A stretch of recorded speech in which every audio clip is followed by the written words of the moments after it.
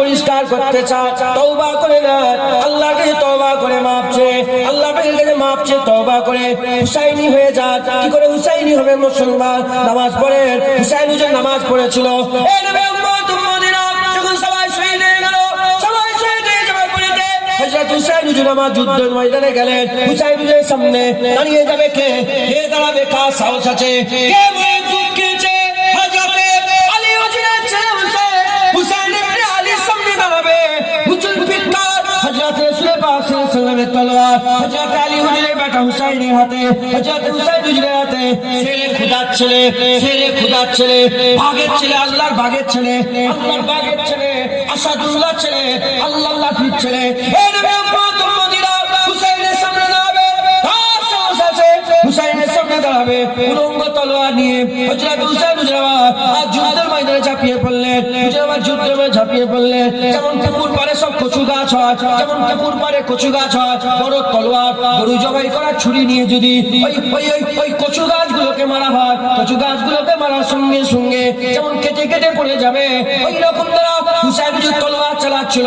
তার হাত কেটে যাচ্ছিল, তার গর্দান কেটে যাচ্ছিল, তার ধর থেকে শরীর আলাদা হয়ে যাচ্ছিল। এইরকম ভাবে কাটতে আরম্ভ করেছে। হুজুর কেটে কেটে কেটে কেটে হুজুর আমার সাফ করতে আরম্ভ করে দিয়েছে, সাফ করতে আরম্ভ করে দিয়েছে। এমন অবস্থাতে আমার আল্লাহর হুকুম হয়ে গেল, আজান শুরু হয়ে গেল, আজান শুরু হয়ে গেল। আজান শুরু হয়ে যাওয়ার সঙ্গে সঙ্গে হুজুরের হাত দাঁড়িয়ে গেল, হুজুরের হাত দাঁড়িয়ে গেল। হুজুর তলোয়ারটা আলাদা করে, রক্তে মাখা শরীর, রক্তে মাখা শরীর। হুজুরের উলামায়ে হযরতরা বলছে হুজুরের গোটা শরীরটা, হুজুরের গোটা শরীরটা 122 খানা তীরের আঘাত ছিল, 122 খানা তীরের আঘাত ছিল, 35 খানা 34 খানা তরোয়ালের আঘাত ছিল, আর 35 খানা বড় বড় নেজা, বড় বড় বল্লমের আঘাত ছিল। এই নবী উম্মত উম্মতিরা গোটা শরীর রক্তাক্ত। হযরত হুসাইন আল্লাহর জন্য সিজদায় পড়ে গেলেন। যখনই সিজদায় পড়ে গেলেন, সিজদায় পড়ার সঙ্গে সঙ্গে কাফেররা ঘিরে ফেললো, কাফেররা ঘিরে বলে, কাফের মুনাফিকরা ঘিরে ফেললো, ওই খারাপ লোকগুলো ঘিরে ফেললো। খারাপ মুনাফিক, কাফের যারা ছিল, মুনাফিক যারা ছিল, সব ঘিরে ফেললো। ঘিরে ফেলে বলতে আরম্ভ করেছে, আর ছেড়ে দেওয়া হবে না, আর ছেড়ে দেওয়া হবে না। হুসাইনকে আর সুযোগ পাওয়া গেছে। একবার যদি নামাজ ছেড়ে বেরিয়ে পড়ে, আমাদের আর রাখবে না, আমাদের আর রাখবে না। কতজন শহীদ ছিল? কত শহীদ পেটিয়েছিল? 22,000। অন্য রেওয়াতে আছে 30,000 শহীদ পাঠিয়েছিল হুসাইনের পড়ার লেগে, হুসাইনকে শহীদ করার লেগে, হুসাইনকে পাকড়াও করার লেগে, হুসাইনকে ভয় খাওয়ানোর লেগে, হুসাইনকে জোরজবরদস্তি বায়াত করিয়ে নেওয়ার লেগে 22,000 সৈন্য পাঠিয়েছিল। আর হুসাইন হুজুরের ঘরের বাচ্চা বাচ্চা ছেলে আম্মা জাইনাবকে নিয়ে, আর হুসাইনুল আবেদিন হুজুরকে নিয়ে 14 বছর 16 বছরের বাচ্চা, 18 বছরের বাচ্চা, 16 বছরের বাচ্চা, 6 মাসের বাচ্চা, 4 মাসের 4 বছর 3 বছর 4 বছরের বাচ্চা, এই সব বাচ্চাগুলোকে নিয়ে কতজন মুসলমান, এই সব বাচ্চাগুলোকে নিয়ে মাত্র 72 জন ছিল। আর 22,000 সৈন্য। হুসাইন হুজুর আল্লাহর তলোয়ার নিয়ে, হুসাইন হুজুর রাসূলুল্লাহর তলোয়ার নিয়ে, ইসলামের ঝান্ডা নিয়ে, মুস্তাফা হুজুরের দ্বীন বাঁচাবার জন্য, আল্লাহর শরীয়ত বাঁচানোর জন্য, লা ইলাহা ইল্লাল্লাহ মুহাম্মাদুর রাসূলুল্লাহ হিফাজত করার জন্য কারবালার জমিনে নেমে পড়েছে। হুজুর আমার নামাজ পড়েন, নামাজ পড়তে আরম্ভ করে দিয়েছে। কাফেররা বলে, ওই মুনাফিকরা বলে, আর ছেড়ে দেওয়া হবে না। যদি নামাজ ছেড়ে বেরিয়ে পড়ে, হুসাইনটা রুকা হবে না। হযরত হুসাইন নামাজ দাঁড়িয়ে রুকু থেকে একটা সেজদায় গেলেন, সেজদায় গেলেন, এবার উঠে আর একটা সেজদায় যাবে, একটা সেজদায় গেলেন। যাওয়ার সঙ্গে সঙ্গে ওই মুনাফিকগুলো, কাফেরটা কি করলো, এই গলা থেকে আর ছুরি মেরে এই ধর থেকে যে গলাটা আলাদা করে দিল। এই নবী উম্মত উম্মতিরা হযরত হুসাইন হুজুর শহীদ হয়ে গেলেন, হুজুর শহীদ হয়ে গেলেন। হুজুরের মাথাটা নিয়ে নেজার উপরে ঢুকিয়ে দেওয়া হলো, নেজার উপরে ঢুকিয়ে দিয়ে উঁচু করে দিল। আর সবাই বলে হুসাইন শহীদ হয়ে গেছে। আর আল্লামা ইকবাল বলে, সবাই বলে হুসাইন হুজুর শহীদ হয়ে গেছে, কিন্তু দেখো দেখো নেজার উপরে মুস্তাফার আওলাদ হুসাইন হুজুরের মাথা আছে, সবার উপরে আমার আল্লাহ হুসাইনের সারকে উঁচুতে রেখে দিয়েছে। মুসলমান হুসাইন বলে দাবি করবে আর নামাজ। হুসাইন হুজুর তো কারবালায় যুদ্ধের ময়দানে যুদ্ধ করতে করতে নামাজ ছাড়েনি, নামাজ ছাড়েনি। কি করে নামাজ ছাড়ো? হুসাইনি বলে দাবি করবে। من الشيطان الرجيم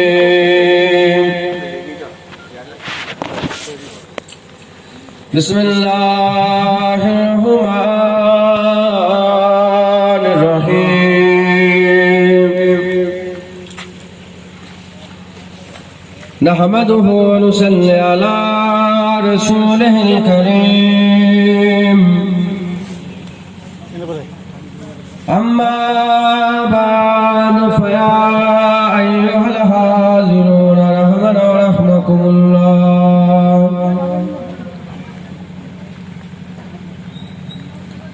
وقال الله تعالى في كلام المجيد والفرقان الحميد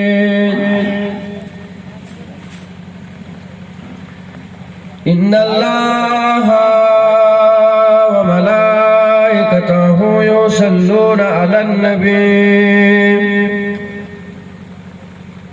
يا أيها الذين آمنوا صلوا عليه وسلموا تسليما اللهم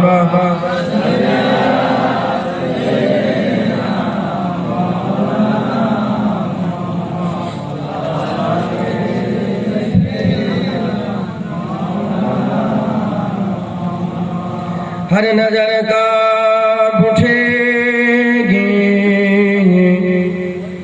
महशर के दिन खौफ से हर गले जा दहल जाएगा वो रोकर काली कमली वहाँ जाएगा हसर का सारा नक्शा बदल जाएगा अल्लाहुम्मा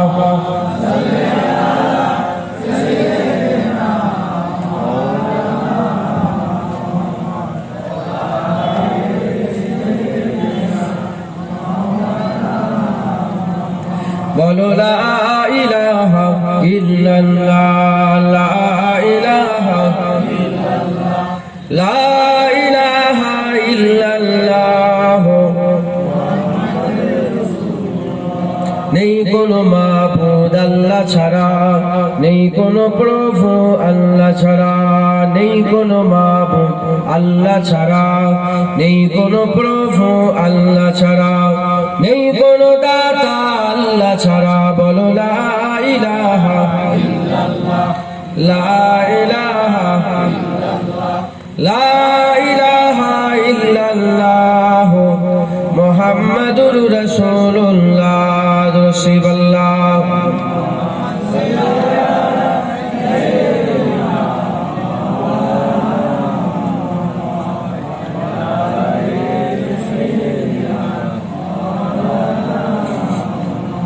وقال الله تعالى في كلام المجيد والفرقان الحميد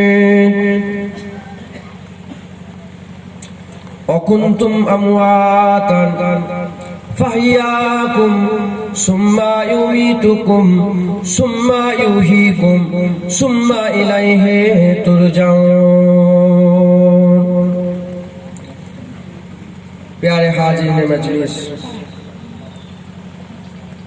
উপস্থিত দিন দদ ইসলাম দদি আমার মুরব্বী বাপজান চা আজান গনেরা উলামায়ে হযরত হাফেজে কুরআন দূর দূরান্ত থেকে আগত মেহমান গনেরা মাঝে মাঝে বসে থাকা স্নেহের কচি কচি বাচ্চারা দূরে বসে থাকা পর্দা অন্তরালে অবস্থিতা পর্দা নিশিনা ধার্মিক আমার মা ও বোনেরা আল্লাহ পাকের দরবারে খাস শুকর যে আমার আল্লাহ পাক আপনাকে আমাকে ভালোবেসে মহব্বত করে প্যার করে দয়াময় দয়া করে রহমত করে যোগ্য না হওয়া সত্ত্বেও তার রহমতে তার বান্দাকে তার জান্নাতে তিনি নিয়েছে তিনার কথা শোনানোর জন্য আমাদের সকলকে জড়া করে দিয়েছেন এর জন্য আল্লাহ পাকের দরবারে শুকরিয়া আদায় করি বলি আলহামদুলিল্লাহ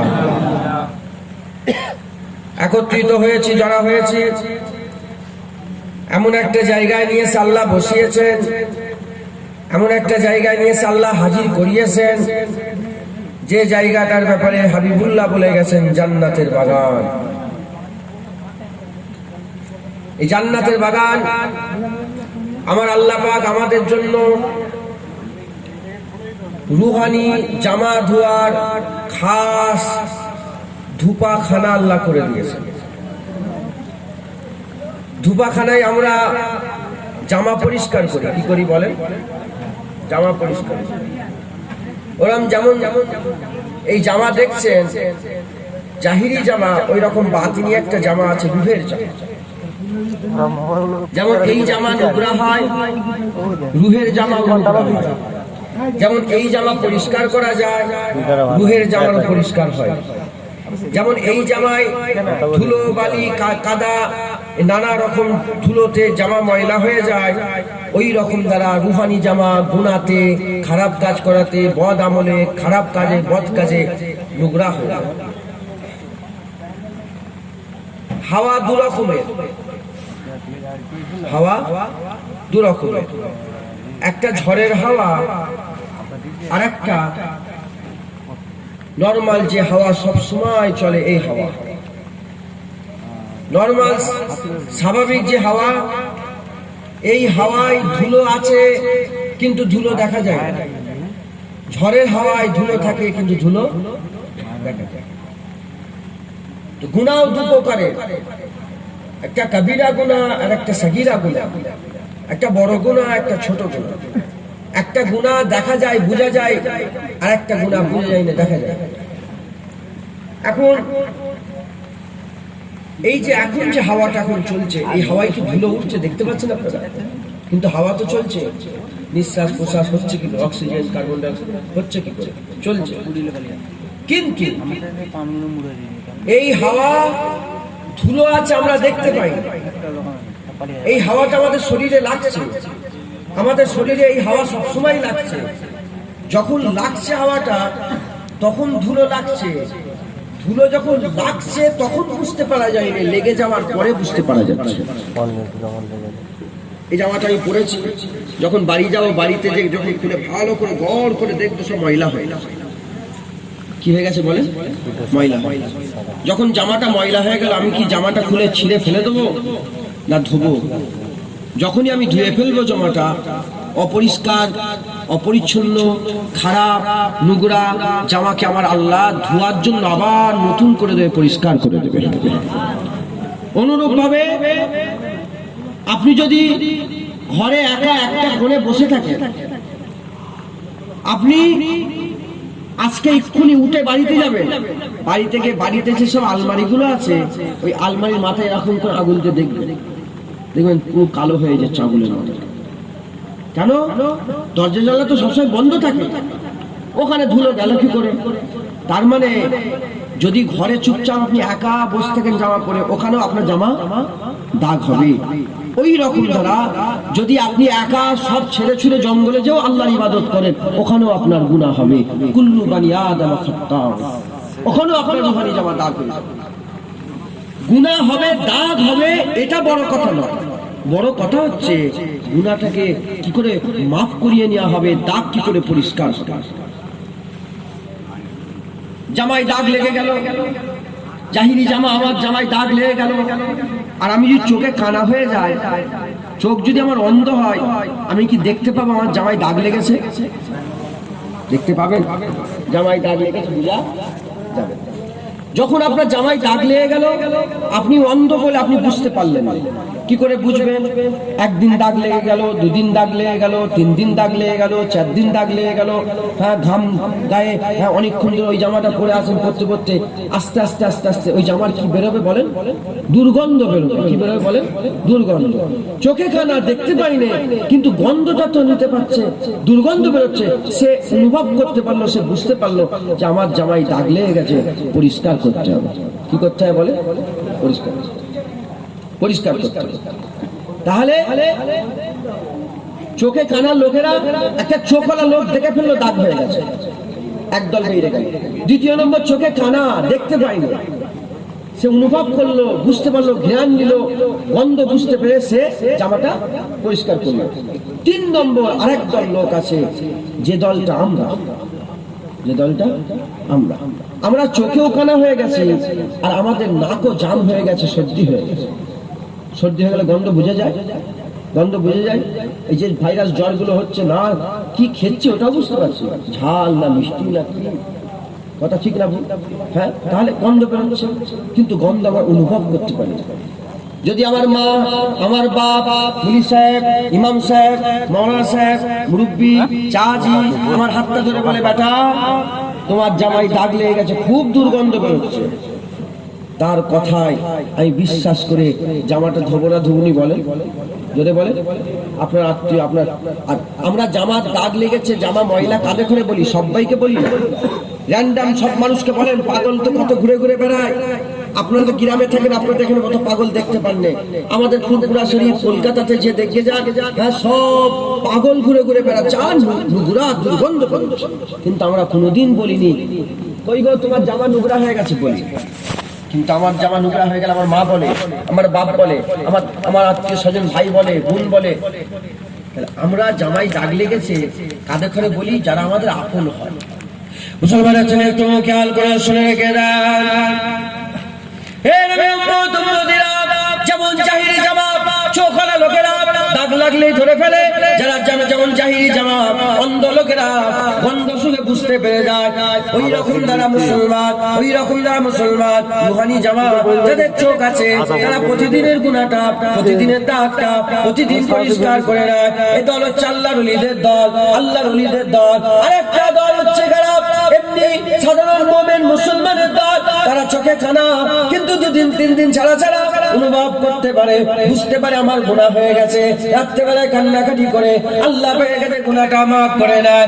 আর 3 নম্বর, আমরা মুসলমান আমাদের চোখেও কানা হয়ে গেছি, আমাদের অনুভব নেই, আমাদের শৌর চলে গেছে, আমাদের শৌর নেই, আমাদের করে আমার আল্লাহ পাক কি করছে, জান্নাতের বাগানে বসিয়ে দিয়েছে। কারো 30 বছরের দাড়ি চাচার গুনার দাগ লেগে গেছে, কারো 50 বছরের নামাজ কাজার দাগ লেগে আছে, কারো 30 বছরের জেনা করার দাগ লেগে আছে, কারো 20 বছরের সুদের কারবারের দাগ লেগে আছে, কারো আল চুরি করার দাগ লেগে আছে, পরের জায়গা জমি জোর জবরদস্তি করে দখল করার দাগ লেগে আছে, পরের জায়গায় ঘর করে নেওয়ার দাগ লেগে আছে। এই নবীর উম্মত উম্মতিরা, আমাদের গা থেকে দুর্গন্ধ বেরোচ্ছে, আমাদের রুহানি জামা থেকে দুর্গন্ধ বেরোচ্ছে, আমরা বুঝতে পারি না। আমার আল্লাহ আমাদের করে ভালোবাসে, মহব্বত করে, প্যার করে, এজন্য আমার আল্লাহ পাক আজকে ডেকে জান্নাতের বাগানে বসিয়ে বলছে, বান্দা জামায় দাগ লেগে গেছে, জামা পরিষ্কার করে না, আমি আল্লাহ তোমার জামার দাগ পরিষ্কার করে দেব। মুসলমান, জামায় দাগ লেগে গেছে, পরিষ্কার করতে হবে। কি হবে পরিষ্কার করে? প্রশ্ন তো জাগতে, কি হবে পরিষ্কার করে? আমি ইফতেদার কথা বলছি, ওয়াজ শুরু করিনি, ইফতেদাই কথা, এগুলো আমাদের একটু চিন্তা করার দরকার। কি হবে পরিষ্কার করে? আপনার জামায় যদি গু লেগে যায়, নোংরা, নাজাসা, খারাপ, গলিজ, নোংরা যদি লেগে যায়, আপনি যদি বাসে ওঠেন, আপনাকে বাসে উঠতে দেবে? আপনি বাস স্ট্যান্ডে যদি বসেন, বাস স্ট্যান্ডে যদি বসেন, আপনার পাশে লোক বসবে না, তাড়িয়ে দেবে? আপনি যদি ট্রেনে যান, দাঁড়িয়ে দেবে? তাহলে আপনার জামায় যখন দাগ লেগে যায়, দুর্গন্ধ হয়ে যায়, আপনি সমাজে বসতে মুসলমানের ছেলে একটু খেয়াল করে শুনে রেখে দেন, যেমন জাহিরি জামায় দাগ লেগে গেলে আমরা সমাজে বসতে পারি না, আমাদের পাশে কেউ দাঁড়ায় না, আমাদের সমাজে আমরা মিশতে পারি না, আমাদের সাথে কেউ থাকে না, যেখানে যাই আমাদের তাড়িয়ে দেয়, হাঁকিয়ে দেওয়া হয়। ওই রকম রুহানি জামাই দাগ দিয়ে যদি মরে যাও, কবরে তাড়িয়ে দেওয়া হবে, হাঁকানো হবে, পুলসিরাতে হাঁকিয়ে দেওয়া হবে, মিজানে হাঁকিয়ে দেওয়া হবে, আর হাউজে কৌশলে হাঁকিয়ে দেওয়া হবে, আর সে ছায়া হাঁকিয়ে দেওয়া হবে, জান্নাতে হাঁকিয়ে দেওয়া হবে। আর অন্যদিকে জামা পরিষ্কার নিয়ে যদি আমরা দুনিয়ার যে মজলিসেই যাই না কেন, সেই মজলিসে গেলে আমাদের করে কেউ হাঁকায় না, দাঁড়ায় না। ওই রকম রুহানি জামা পরিষ্কার নিয়ে কবরে গেলে, কবরে তোমার আপ্যায়ন হবে, পুলসিরাতে আপ্যায়ন হবে, মিজানে আপ্যায়ন হবে, আর সে ছায়া আপ্যায়ন হবে। আমার আল্লাহ ডেকে, আমার আল্লাহ জান্নাত দান করে দেবে। বুঝলেন? বুঝতে পারলেন? জামা যদি দাগ হয়, কাটাগড়ের মানুষ, জামা যদি নোংরা হয়, আপনারা কি সমাজে মিশতে পারেন? হ্যাঁ, সামান্য কাদা মেখে রাখলে আপনার নিজের বন্ধুটা, আপনার নিজের মা, আপনার নিজের ভাই কেমন, আরে তুমি কাদা মেখে যাও, ওদিকে যাও। যদি বাথরুম সাফ করেন আপনারা, বাথরুম সাফ করে না ঘরে, হ্যাঁ, নিজের বাথরুম গুলো সাফ করে, এটা ভালো না খারাপ? হ্যাঁ, আমি নিজের বাথরুম গুলো সব সাফ করি, আমি নিজে, আমি ঘরের কাজ আল্লাহ পাক যেটুকু করে। কেন? আমার রাসূল পাক সাল্লাল্লাহু আলাইহি ওয়াসাল্লামকে আম্মা জানদারকে জিজ্ঞাসা করছে যে রাসূলুল্লাহ ঘরে কি ইবাদত করে?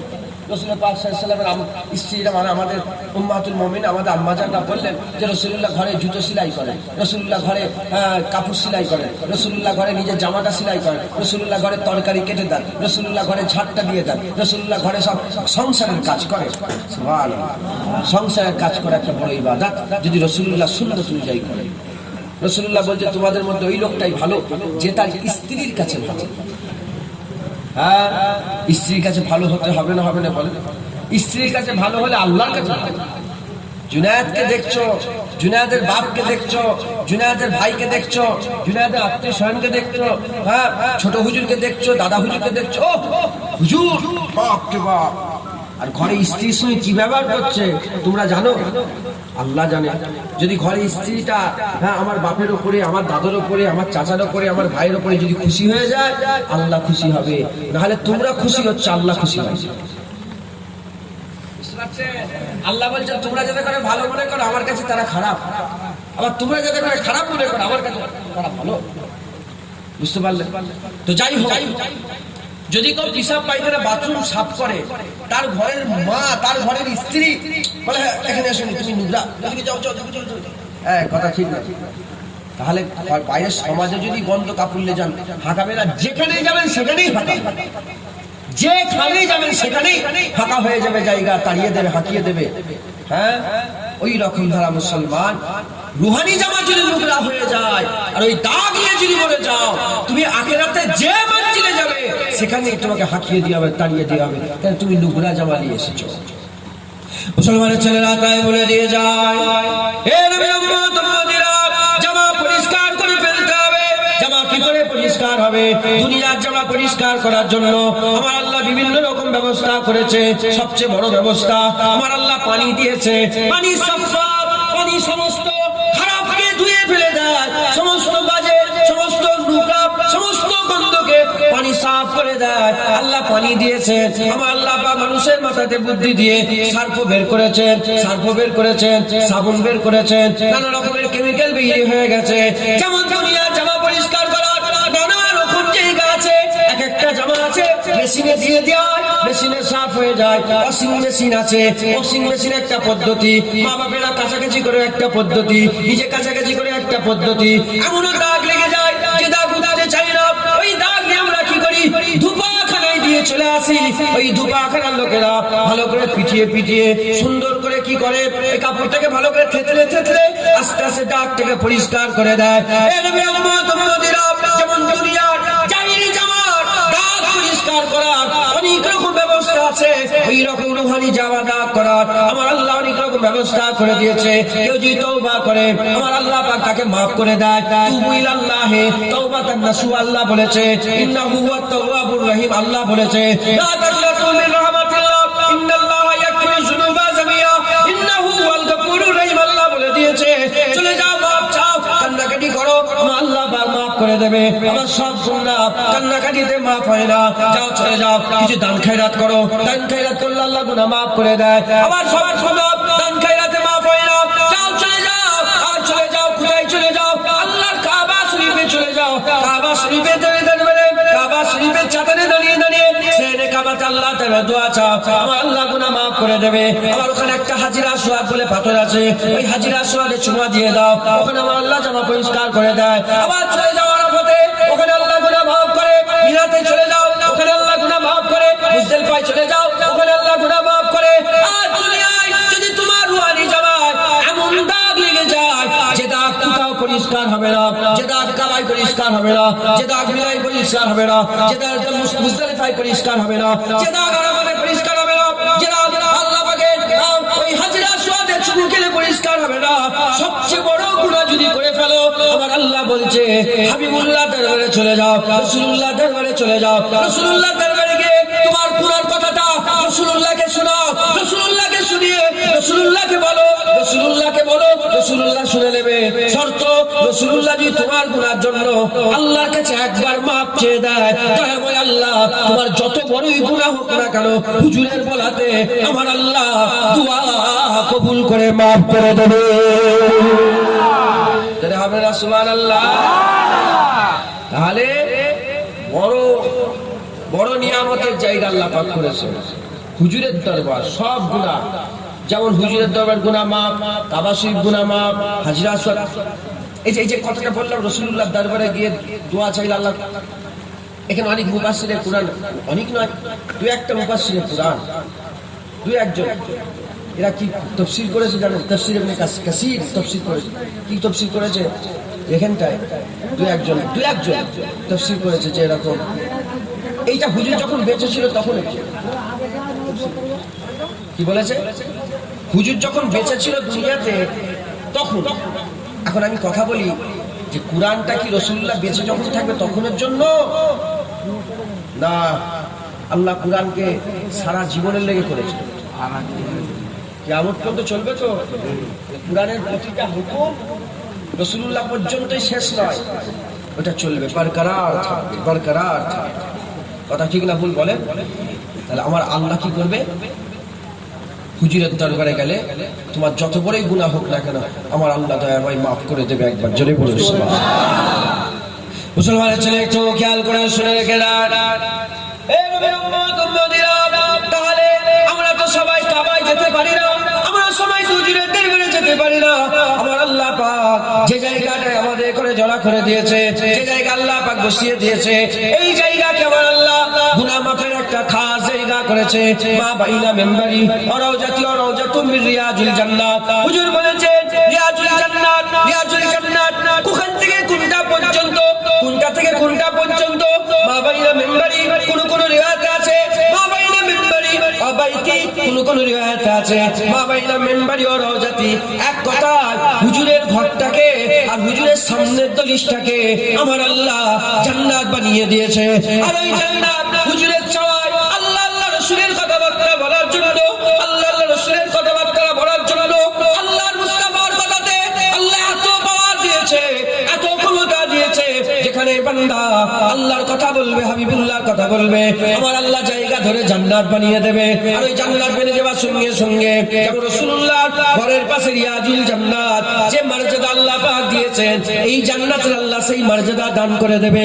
ওখানে বসলে যেমন গুনাহ মাফ হয়ে যায়, এখানে বসলেও গুনাহ মাফ হয়ে যায়। হাবিবুল্লাহ রিয়াজুল জান্নাত সম্বন্ধে বলেছে, যারা রিয়াজুল জান্নাতে বসে বসে অজনসিয়াত হয়ে যাবে, অজনসিয়াত শুনবে, অজনসিয়াত শেষ হয়ে যাওয়ার পরেতে যখন বান্দারা একে একে বাড়ির দিকে চলে যাবে, একে একে বাড়ির দিকে রওনা হয়ে যাবে, আল্লাহ মালায়েকা ফেরেশতা পাঠিয়ে দেবে।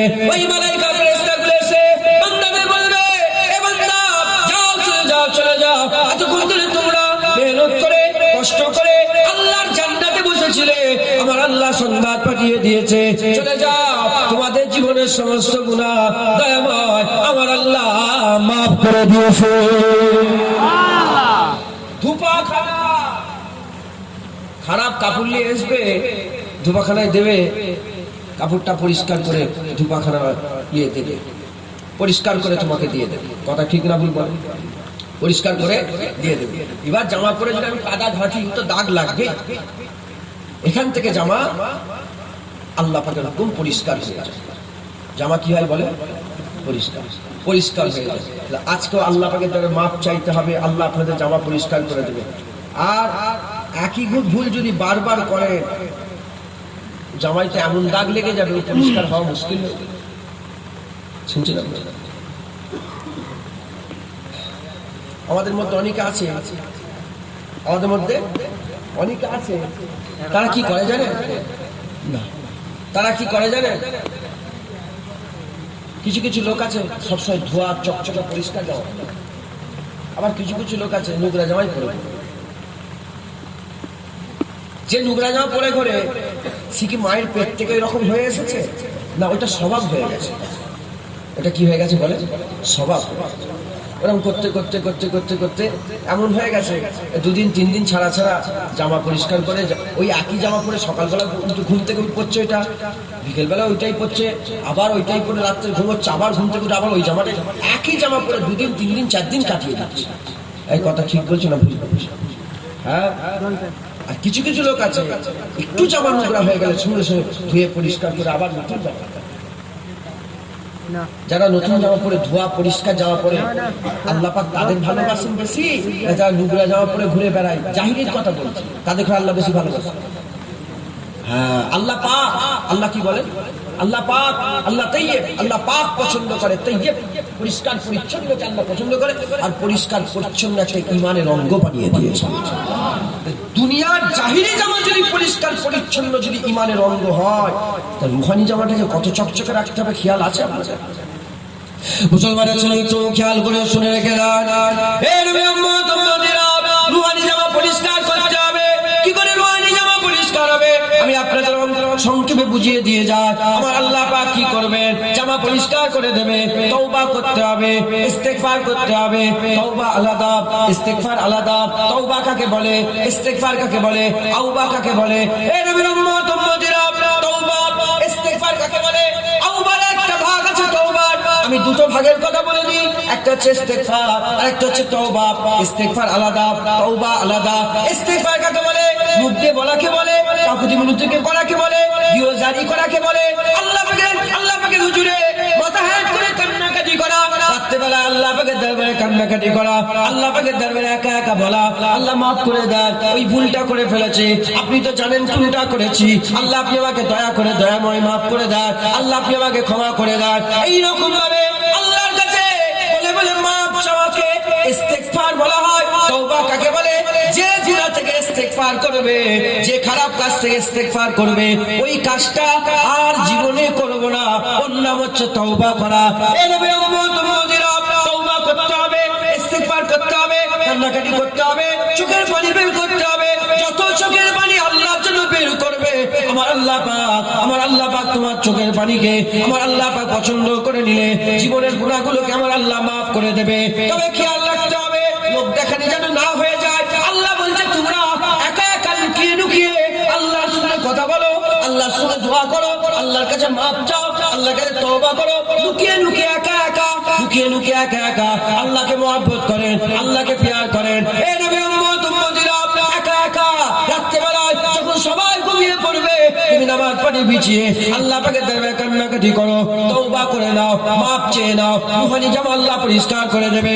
এই নবী উম্মত উম্মতিরা, যদি মনের মধ্যে প্রশ্ন জাগে ইসলামে কি আছে?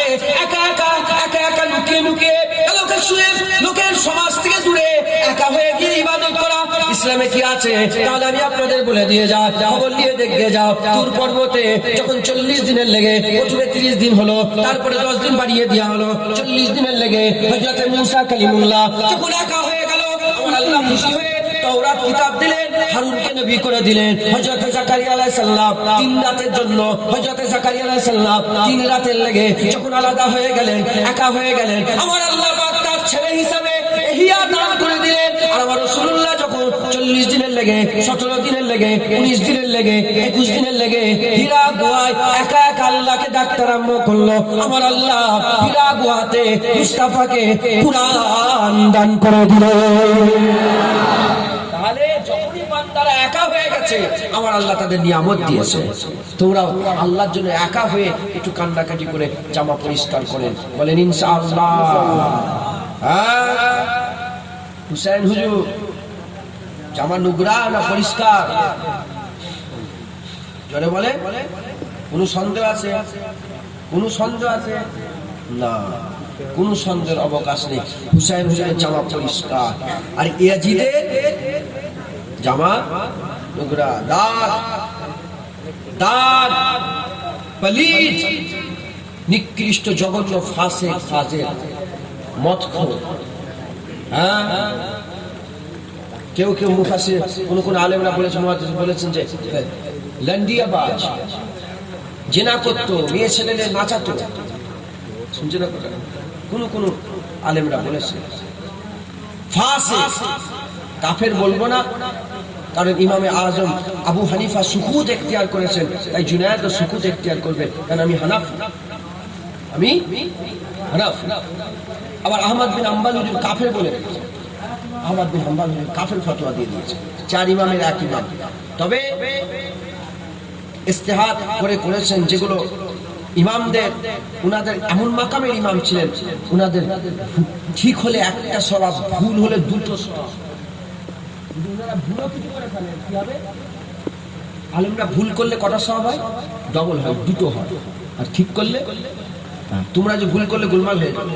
এজন্য বাবা আমি জুতো ধুলো নিকৃষ্ট, আমি ওইসব বলছি। আমি হানাফি, ইমামে আজম আবু হানিফা হুজুরের মতে, ইমামে আজম আবু হানিফা হুজুর সুকুত এখতিয়ার করেছেন, আমি সুকুত এখতিয়ার করবো। আমার দাদুজন ছোট হুজুরগুলা ফাসেক বলেছেন, ফাজের বলেছেন, আমিও ফাসেক বলবো। ফাসেক কারা? যারা জেনা করে, যারা খারাপ কাজ করে, দাড়ি চাচে, বেনামাজি, বেরোজগার, বাজে, নিকৃষ্ট, ফাসেক। কারবালায় যে যুদ্ধ হয়েছিল, 2টো মানুষের মধ্যে যুদ্ধ হয়নি, 2টো চিন্তার উপরে যুদ্ধ হয়েছিল। একটা নুগরা পোশাক এজিদ, আর একটা পরিষ্কার ঝকঝকে পোশাক হুসাইন। একটা হচ্ছে নিকৃষ্ট জঘন্য খারাপ, আর একটা হচ্ছে হুসাইন ইবনে আলী। একবার জোরে বলুন মুসলমান, একটা ইয়াজিদ আর একটা হযরত হুসাইন। আমার আল্লাহ পাক হুসাইনকে রাসূলুল্লাহর ঘরে, রাসূলুল্লাহর বংশে, রাসূলুল্লাহর আহালে আমার আল্লাহ পাক করেছেন। তো এই হুসাইন হুজুরকে আমার আল্লাহ পাক পরিষ্কার চকচকে জামা করেছেন। এবার আপনারা বলেন, আপনারা কোন দিকে যাবেন? আপনারা কোন দিকে যাবেন? জামা পরিষ্কার করে হুসাইনের দলে ঢুকবেন, না জামা নুগরা করে এজিদের দলে ঢুকবেন? জোরে বলেন। জামা পরিষ্কার করে আমাদের হুসাইন হুজুরের দলে ঢুকতে হবে। হুসাইনি হবে না? জোরে বলেন, হুসাইনি হবে। মুসলমানের ছেলে একটু খেয়াল করে শুনে রেখে দেন, হে নবীর উম্মত উম্মতিরা, হযরত হুসাইন আল্লাহ পাক হুসাইন হুজুরকে বড় মাকাম দান করেছে, বড় ইজ্জত দিয়েছে, বড় সম্মান দিয়েছে। মুসলমান হযরতে হাসান, হযরতে হুসাইন, হযরতে হাসান, হযরতে হুসাইন, উনাদের ইজ্জতের কথা কি করে বলবো? জুবান আমার কাছে বেশি জ্ঞান আমার নেই, আমি কি করে হাসান হুসাইনের তারিফ করব, হাসান হুসাইনের জিকির করব? যেটুকু জ্ঞান আল্লাহ দিয়েছে সেই জ্ঞানের অংশ বিশেষ থেকে বলে দিয়ে যায়। আমার আল্লাহ পাক রাসূলুল্লাহকে যেমন আমার আল্লাহ মুহাম্মদ নাম রেখে দিয়েছে, হুজুরের নাম মুহাম্মদ কে রেখেছে? আমার আল্লাহ পাক রেখেছে। সমস্ত কিতাবে এসেছে আহমদ সাল্লাল্লাহু আলাইহি সাল্লাম, হুজুরের নাম আমার আল্লাহ মুহাম্মদ রেখে দিলে কে রেখে দিল? আমার আল্লাহ হুজুরের নাম মুহাম্মদ যেমন নিজে রেখে দিয়েছে, ওই রকম দ্বারা ফাতেমার ঘরে 2টো সন্তান হাসান আর হুসাইনের নামটা আমার আল্লাহ নিজে রেখে দিয়েছে। আমার হুজুরের নাম পৃথিবীর কোনো মানুষ রাখে নাই, হাসান হুসাইনের নাম পৃথিবীর কোনো মানুষ রাখে নাই। হুজুরের কি তারিফ করব, হুজুরের কি সম্মান করব, হুজুরের কি সম্মানের কথা, ইজ্জতের কথা কি করে আমি আপনাদের করে শোনাবো, কি করে আমি আপনাদের বলবো? তখন আমি একটা কথা বলে দিয়ে যাই, শুনে রেখে দেন। হুজুরের একটু করে কথা যেটুকু আল্লাহ দিয়েছেন সে অংশ বিশেষ থেকে শুনিয়ে দিয়ে যায়। কোন রাসূলুল্লাহ, কোন হযরত হাসান হুসাইনের কথা বলি। একদিন হুযায়ফা বলে একজন রাসূলুল্লাহ সাহাবা ছিলেন, ওই হুযায়ফা হুজুর আস্তে আস্তে রাসূলুল্লাহর কাছে আসতে আরম্ভ করেছে। হুযায়ফা হুজুরের আম্মা জান পাঠিয়েছে। আম্মা জান পাঠিয়ে বলে, এ হুযায়ফা যাও রাসূলুল্লাহর কাছে চলে যাও, রাসূলুল্লাহর কাছে গিয়ে আমার আত্মার মাগফিরাতের দোয়া চেয়ে নিয়ে আসো, আমার আত্মার আল্লাহ পাকের দরবারে মাগফিরাতের দোয়া চেয়ে নিয়ে আসো। এই সময়তে হুযায়ফা হুজুর বলে, ঠিক আছে আমি মাগরিবের নামাজ মসজিদ নববীতে পড়বো, নামাজ পড়ে হুজুরকে ধরবো। হযরত হুযায়ফা হুজুর আস্তে আস্তে মসজিদ নববী শরীফের মধ্যে ঢুকলেন। রাসূলুল্লাহ ইমামতি করলেন। নামাজ হয়ে গেল, নামাজ হয়ে যাবার পরেতে রাসূল পাক সাল্লাল্লাহু নফল ইবাদতে মগ্ন হয়ে গেলেন, জিকির আজকারে মগ্ন হয়ে গেলেন, আর নফল নামাজে মগ্ন হয়ে গেলেন। হুযায়ফা হুজুরের সাহস হলো না রাসূলুল্লাহর কাছে যে কথা বলার। ওই সময়তে ঈশার আযান হয়ে গেল, ঈশার নামাজ হয়ে গেল। হুজুর আমার ঈশার নামাজ পড়ে নিয়ে হযরত হুযায়ফা হুজুর মনে মনে চিন্তা করে এখনো বলা হলো না, মাকে দিয়ে কি করে শোনাবো, মাকে দিয়ে কি করে শোনাবো, এইরকম চিন্তা করে হুজুর নামাজ পড়ে আস্তে আস্তে আস্তে আস্তে রাস্তা হেঁটে হেঁটে যায়। যখন রাসূলুল্লাহ রাস্তা হেঁটে হেঁটে যায়, হুযায়ফা হুজুর পেছনে পেছনে আস্তে আস্তে হেঁটে যায়। ওই সময়তে হযরত রাসূল পাক সাল্লাল্লাহু আলাইহি ওয়াসাল্লাম পেছন দিকে না চেয়ে বলে, কে এসেছে আমার পেছনে পেছনে, কে এসেছে আমার পেছনে পেছনে। ওই সময়তে রাসূলুল্লাহ নিজেই বলল, হুযায়ফা তুমি কি হুযায়ফা? বলে হ্যাঁ ইয়া রাসূলুল্লাহ আমি হুযায়ফা। বলে কি খবর হুযায়ফা? যাও তোমার মাকে আর তোমাকে আল্লাহর দরবারে maaf করিয়ে দিলাম। হুজুরকে মাগফিরাতের লেগে দোয়া, মানে maaf চেয়ে নেওয়ার লেগে দোয়া, জামা পরিষ্কার করে নেওয়ার লেগে দোয়া চাইতে এসেছে। মুখ দিয়ে বলে না, হুজুর আগে থেকে বলছে যাও তোমার মাকে আর তোমাকে আল্লাহ maaf করে দেবে, যাও। বলে হুযায়ফাকে রাসূলুল্লাহ ডেকে বললেন, হুযায়ফা আল্লাহর দরবার থেকে সুসংবাদ এসেছে। কি এসেছে বলে? সুসংবাদ। ইয়া রাসূলুল্লাহ বাপ মা আপনার নামে কুরবান। কি সুসংবাদ এসেছে ইয়া রাসূলুল্লাহ? বলে আল্লাহ পাক বলেছে ফাতেমাকে খাতুনে জান্নাত আল্লাহ করেছে, আর আমার হাসান হুসাইনকে জান্নাতের সরদার আল্লাহ বানিয়ে দিয়েছে। জান্নাতে যুবকদের সরদার হাসান হুসাইন হয়ে গেছে, আর সমস্ত খাতুনদের সরদারনি আমার আল্লাহ আম্মা ফাতেমাকে বানিয়ে দিয়েছে। চলুন চলুন মুসলমানের ছেলে, একটু খেয়াল করে শুনে রেখে দাও, এ নবীর উম্মত উম্মতিরা, আমার আল্লাহ পাক হাসান হুসাইনকে কি মহব্বত করতেন, কি ভালোবাসতেন, কি প্যার করতেন। খবর নিয়ে দেখে যান, 1 তারিখে হযরতে হাসান হযরতে হুসাইন দু ভাই খেলা করতে করতে একটু দূরের দিকে চলে গেলেন। আম্মা ফাতেমা আর হাসান হুসাইনকে খুঁজে পাচ্ছেন না, কান্না আরম্ভ করে দিয়েছে। এমন অবস্থাতে রাসূলুল্লাহ ঘরের মধ্যে প্রবেশ করেছে। রাসূলুল্লাহ ঘরের মধ্যে প্রবেশ করে দেখে হযরত রাসূল পাক সাল্লাল্লাহু আলাইহি ওয়াসাল্লাম ঘরের মধ্যে প্রবেশ করে দেখে আম্মা ফাতেমা কাঁদছেন। কি হয়েছে মা ফাতেমা, কি হলো তোমার আম্মা, কেন তুমি কাঁদো? ওই সময়তে আম্মা জান ফাতেমা বলে, আব্বা জান হাসান হুসাইনকে খুঁজে পাওয়া যাচ্ছে না, হাসান হুসাইনকে খুঁজে পাওয়া যাচ্ছে না। ওই সময়তে রাসূলুল্লাহ চিন্তিত অবস্থাতে সাহাবাদের বলে, দেখো দেখো কোথায় গেল দেখো। ওই সময়তে কোথাও খুঁজে পাওয়া যাচ্ছে না। আল্লাহর হুকুম হয়ে গেল, রাসূলুল্লাহ যখন পেরেশানি হাল অবস্থা হয়ে গেছে, আল্লাহর হুকুম হয়ে গেল, আমার আল্লাহ জিবরাইল পাঠিয়ে দিলেন। জিবরাইল পাঠিয়ে দিয়ে বলে, হুজুরকে বলতে আরম্ভ করেছে, ইয়া রাসূলুল্লাহ আপনি চিন্তা করবেন না, আপনার হাসান হুসাইন খেলা করতে করতে অমুক একটু দূরে অমুক একটা গোত্রের দিকে গিয়ে বালিতে শুয়ে ঘুমিয়ে পড়েছে, খেলা করতে করতে বালিতে শুয়ে ঘুমিয়ে পড়েছে। ইয়া রাসূলুল্লাহ আপনি চিন্তা করবেন না, আমার আল্লাহ দুজনা মালাইকা ফেরেশতা পাঠিয়ে হাসান হুসাইন ঘুমাচ্ছে তাদের পাহারার ব্যবস্থা করেছে। এই নবীর উম্মত উম্মতিরা শোনার সঙ্গে সঙ্গে হাবিবুল্লাহ সাহাবাদের করে নিয়ে আগে নিজেই হেঁটে হেঁটে যায়, কোথায় হাসান গেল, কোথায় হুসাইন গেল, আমার রাসূলুল্লাহ হেঁটে হেঁটে যায়। কিছুটা দূরে গিয়ে দেখতে আরম্ভ করেছে একজনা সাহাবা দাঁড়িয়ে পাহারা দিচ্ছে, আর একজনা সাহাবা নিচের ডানাটা খুলে বিছিয়ে রেখে দিয়েছে, আর ওই ডানাতে হাসান হুসাইন শুয়ে আরাম করে। হাসান হুসাইনের দরজা কত, কি মাকাম আল্লাহ দিয়েছে। এই নবীর উম্মত উম্মতিরা, এই মুসলমানের ছেলেরা, হাসান হুসাইন কে ছিল, এজিদ কে ছিল, খবর নিয়ে দেখে যান হাসান হুসাইন কে ছিল। হাসান হুসাইন আমার রাসূলুল্লাহর কাঁধে চড়ে চড়ে বেড়াতো।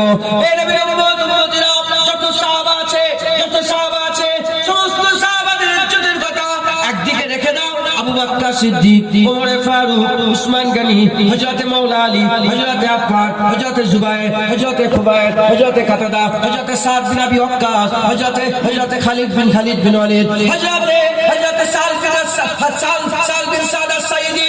এই নবীর উম্মত উম্মতিরা, এইরকম হযরত বেলাল, যত সাহাবা ছিল তাদের ইজ্জত রাসূলুল্লাহর দরবারে কতটা ছিল, হাসান হুসাইনের ইজ্জত কতটা ছিল, তাদের মাকাম কতটা ছিল, হাসান হুসাইনের মাকাম কতটা ছিল। এই নবীর উম্মত উম্মতিরা, যত বড় বড় সাহাবা হোক না কেন, সেই সাহাবাগুলো হয় রাসূলের ডান দিকে ছিল, নাহলে বাঁ দিকে ছিল, নাহলে হুজুরের পেছনে ছিল, হয় ডান দিকে হেঁটে হেঁটে যেত, নাহলে বাঁ দিকে হেঁটে হেঁটে যেত, নাহলে রাসূলের পেছনে হেঁটে হেঁটে যেত, নাহলে রাসূলুল্লাহর সাথে হেঁটে হেঁটে যেত। এই নবীর উম্মত উম্মতিরা, হাসান হুসাইন রাসূলুল্লাহর ডান দিকে নয়, রাসূলুল্লাহর বাঁ দিকে নয়, রাসূলুল্লাহর পেছনে নয়, রাসূলুল্লাহর সাথে নয়, হাসান হুসাইন রাসূলুল্লাহর কাঁধে চড়ে চড়ে বেড়াতো। সাহাবারা কি করে সাহাবা হলো? সাহাবারা কি করে সাহাবা হলো? সাহাবাদের ইজ্জত জানেন আপনারা কত?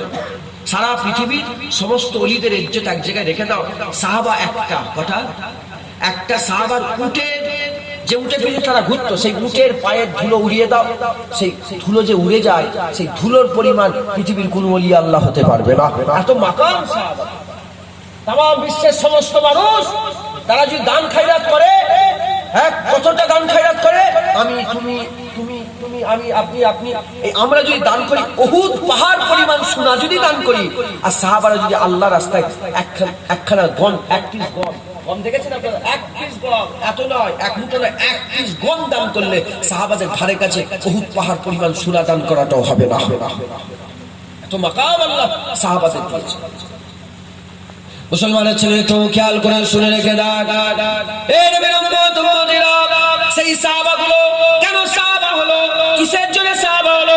নামাজের জন্য নয়। আল্লাহ সাহাবাদের ব্যাপারে আমার আল্লাহ কোরআনে বলে দিয়েছে, মুহাম্মাদুর রাসূলুল্লাহ আল্লাযিনা মাহু আশাদ্দাহু আলাল কুফার। এই নবীর উম্মত উম্মতিরা, সাহাবা কারা? ইয়া রাসূলুল্লাহ, মুহাম্মাদুর রাসূলুল্লাহ সাথে সাথে যারা থাকে, সাথে সাথে যারা ঘরে, সাথে সাথে যারা থাকে, আর কাফেরদের প্রতি যারা খুব খুব শক্ত হয়ে থাকে, কুফফারদের প্রতি খুব শক্ত ব্যবহার করে, এরা হচ্ছে সাহাবা। এই সাহাবাগুলো কারা? এরা কেন ইজ্জত পেল, এরা সম্মান এত পেল কেন, এরা রুতবা এত পেল কেন? খবর নিয়ে দেখতে যান সাহাবাদের সম্মান। সাহাবা হুজুর রাদিয়াল্লাহু তাআলা আনহু হুজুরগণের এত ইজ্জত আল্লাহ কেন দিয়ে দিলেন? নামাজের জন্য নয়, রোজার জন্য নয়, যাকাতের জন্য নয়, তাসবিহ তেলাওয়াতের জন্য নয়, ইবাদত আমলের জন্য নয়, তাকওয়া তাহারাতের জন্য নয়। কেন সাহাবাদের এত ইজ্জত হয়েছে? কারণ সাহাবারা নিজের চামড়ার চোখে জমিনে দাঁড়িয়ে দাঁড়িয়ে হাবিবুল্লাহ চেহারা দেখে মেনে নিয়েছে, হাবিবুল্লাহ চেহারা দেখে ঈমান এনেছে বলে সাহাবাদের ইজ্জত আমার আল্লাহ পৃথিবীর সমস্ত মানুষের থেকে আমার আল্লাহ আলা করে দিয়েছে। এই নবীর উম্মত উম্মতিরা, সেই সাহাবা হুজুর, সেই সাহাবা হুজুরদের কথা বলে দিয়ে যায়। সেই সাহাবা হুজুরা সুরমাতে আছে, সেই সাহাবা হুজুরা রাসূলুল্লাহর পেছনে নামাজ পড়ছে, আর রাসূলুল্লাহ ইমামতি করছেন, হুজুর নামাজ পড়ছে, রাসূলুল্লাহ ইমামতি করছেন। এই নবীর উম্মত উম্মতিরা, সেই সাহাবা হুজুরা পেছনে দাঁড়িয়ে আছে।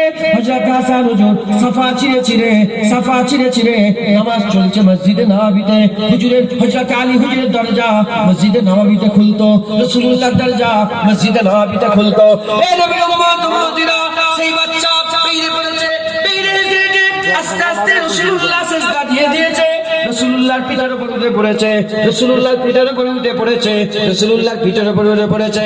রাসূলুল্লাহ সিজদা বাড়িয়ে দিয়েছে, তাবিল করে দিয়েছে, এত তাবিল করে দিয়েছে, সাহাবারা দুটো মত পোষণ করতে আরম্ভ করেছে। চিন্তায় পড়ে গেছে। একজন বলে যে হয়তো রাসূলুল্লাহর ওহী আসছে, আর না হলে হয়তো রাসূলুল্লাহ ইন্তেকাল হয়ে গেছে, সিজদা হালতে রাসূলুল্লাহ ফাত হয়ে গেছে। এর উম্মত উম্মতিরা এতক্ষণ সিজদা দিয়েছে, সাহাবারা বলে রাসূলুল্লাহ দুনিয়া থেকে চলে গেছে। ততক্ষণ সিজদা দেওয়ার পরেতে রাসূলুল্লাহ উঠলেন, নামাজ শেষ করলেন। রাসূলুল্লাহ মুচকে এসে বলে, আমি সিজদার জন্যই তাবিল করে দিলাম, কারণ আমার পিঠে হুসাইন চেপে পড়েছে। আফজালুল ইবাদাতে ইবাদাতুস সালাত, সবচেয়ে বড় ইবাদত কি বলেন? নামাজ। জোরে বলেন, নামাজ। সবচেয়ে আলা নামাজ কাদের বলেন? সাহাবাদের। কাদের বলেন?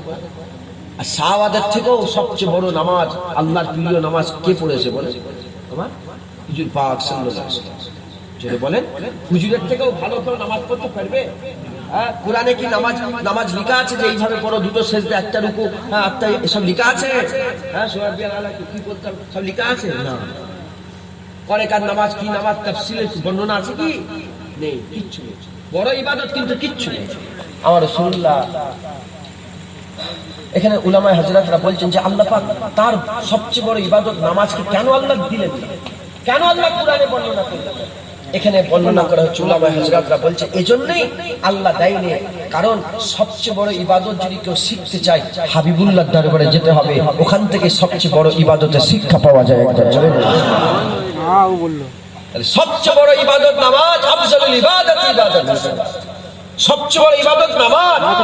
সেই নামাজ রাসূলুল্লাহ পড়ছে, হুজুর পাক পড়ছে, সেই নামাজের সিজদা, আল্লাহু আকবার, নামাজে ঢুকে পড়ল, আল্লাহ নৈকট্য লাভ করলেন। রুকুতে গেলেন, দাঁড়িয়ে দাঁড়িয়ে কিয়ামে যতটা আল্লাহ নৈকট্য করেন, রুকুতে গেলে আরো আল্লাহর আরো কাছাকাছি হয়ে যায়। আর সেজদায় গেলে সবচেয়ে বেশি আল্লাহর নৈকট্য লাভ করে নেয়। তাহলে হুজুর পাক কোথায়? রুকুতে না সেজদাতে?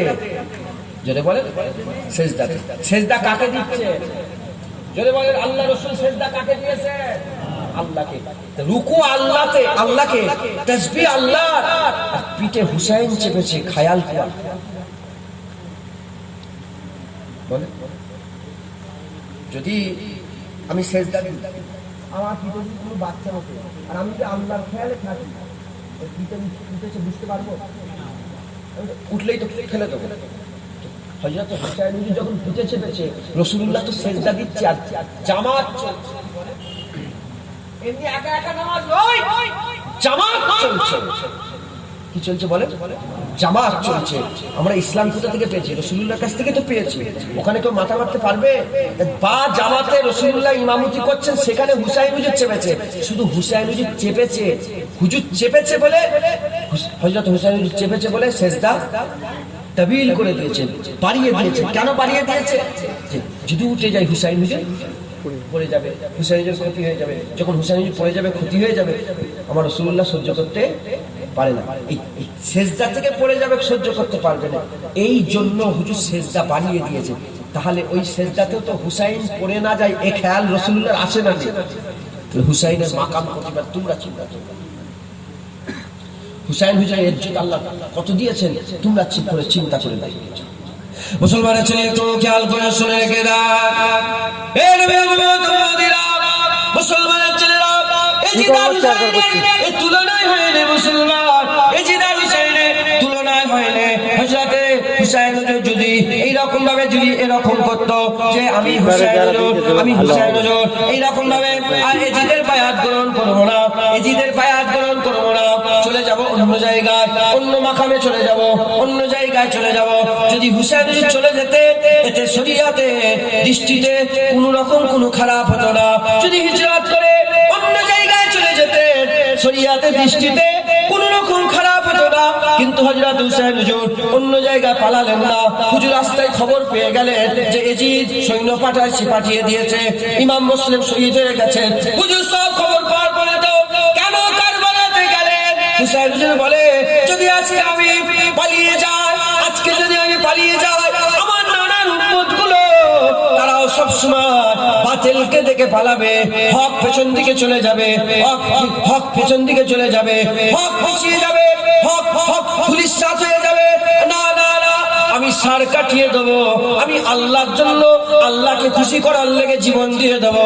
যদি আমি হুসাইন জীবন দিয়ে দিই, আমার নানার উম্মতে কোটি কোটি হুসাইনের গোলাম তৈরি হয়ে যাবে, তারাও হকের জন্য আল্লাহ রাস্তায় জান দিয়ে দেবে। হযরত হুসাইন হুজুর আল্লাহর জন্যই তো জান দিয়ে দিয়েছে।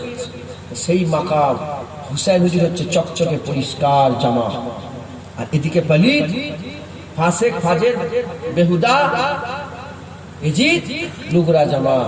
আপনারা কোন দলে যাবেন? দিন কোন দিকে? দিন তো হুসাইনের নানার কাছে। জোরে ঈমান কোথায়? ঈমান তো হুসাইন হুজুরের নানার কাছে। আল্লাহ কোথায়? আল্লাহ তো হুসাইন হুজুরের নানার কাছে। হ্যাঁ, কুরআন কোথায়? কুরআন তো হুসাইন হুজুরের নানার কাছে। কাবা কোথায়? হুসাইন হুজুরের নানার কাছে। হ্যাঁ, হাজরা আসওয়াদ কোথায়? হুসাইন হুজুরের নানার কাছে। হযরত ইব্রাহিম আলাইহিস সালাম কোথায়? হুসাইন হুজুরের নানার কাছে। সব আসমানি কিতাব কোথায়? হুসাইন হুজুরের নানার কাছে। সব নবীরা কোথায়? হুসাইন হুজুরের নানার কাছে। যখন বাইতুল মুকাদ্দাসে গেলেন, সব নবীরা তো হুসাইন হুজুরের নানার ইমামতিতেই নামাজ পড়েছিল। তাহলে তোমরা কোন দিকে যাবে? আল্লাহ, মুস্তাফা, কুরআন, কাবা সব হুসাইনের দিকে। আপনারা কোন দিকে যাবে? বলে এজিদের দিকে যাবে। কিছু কিছু মাওলানা আবার এজিদ রহমাতুল্লাহ রাদিয়াল্লাহু তাআলা বলছে, শুনছেন আপনারা? হযরত এজিদ বলছে। আমি প্রথমে বলেছি কাফের বলছি না, কেন? আমাদের ইমাম বলেন।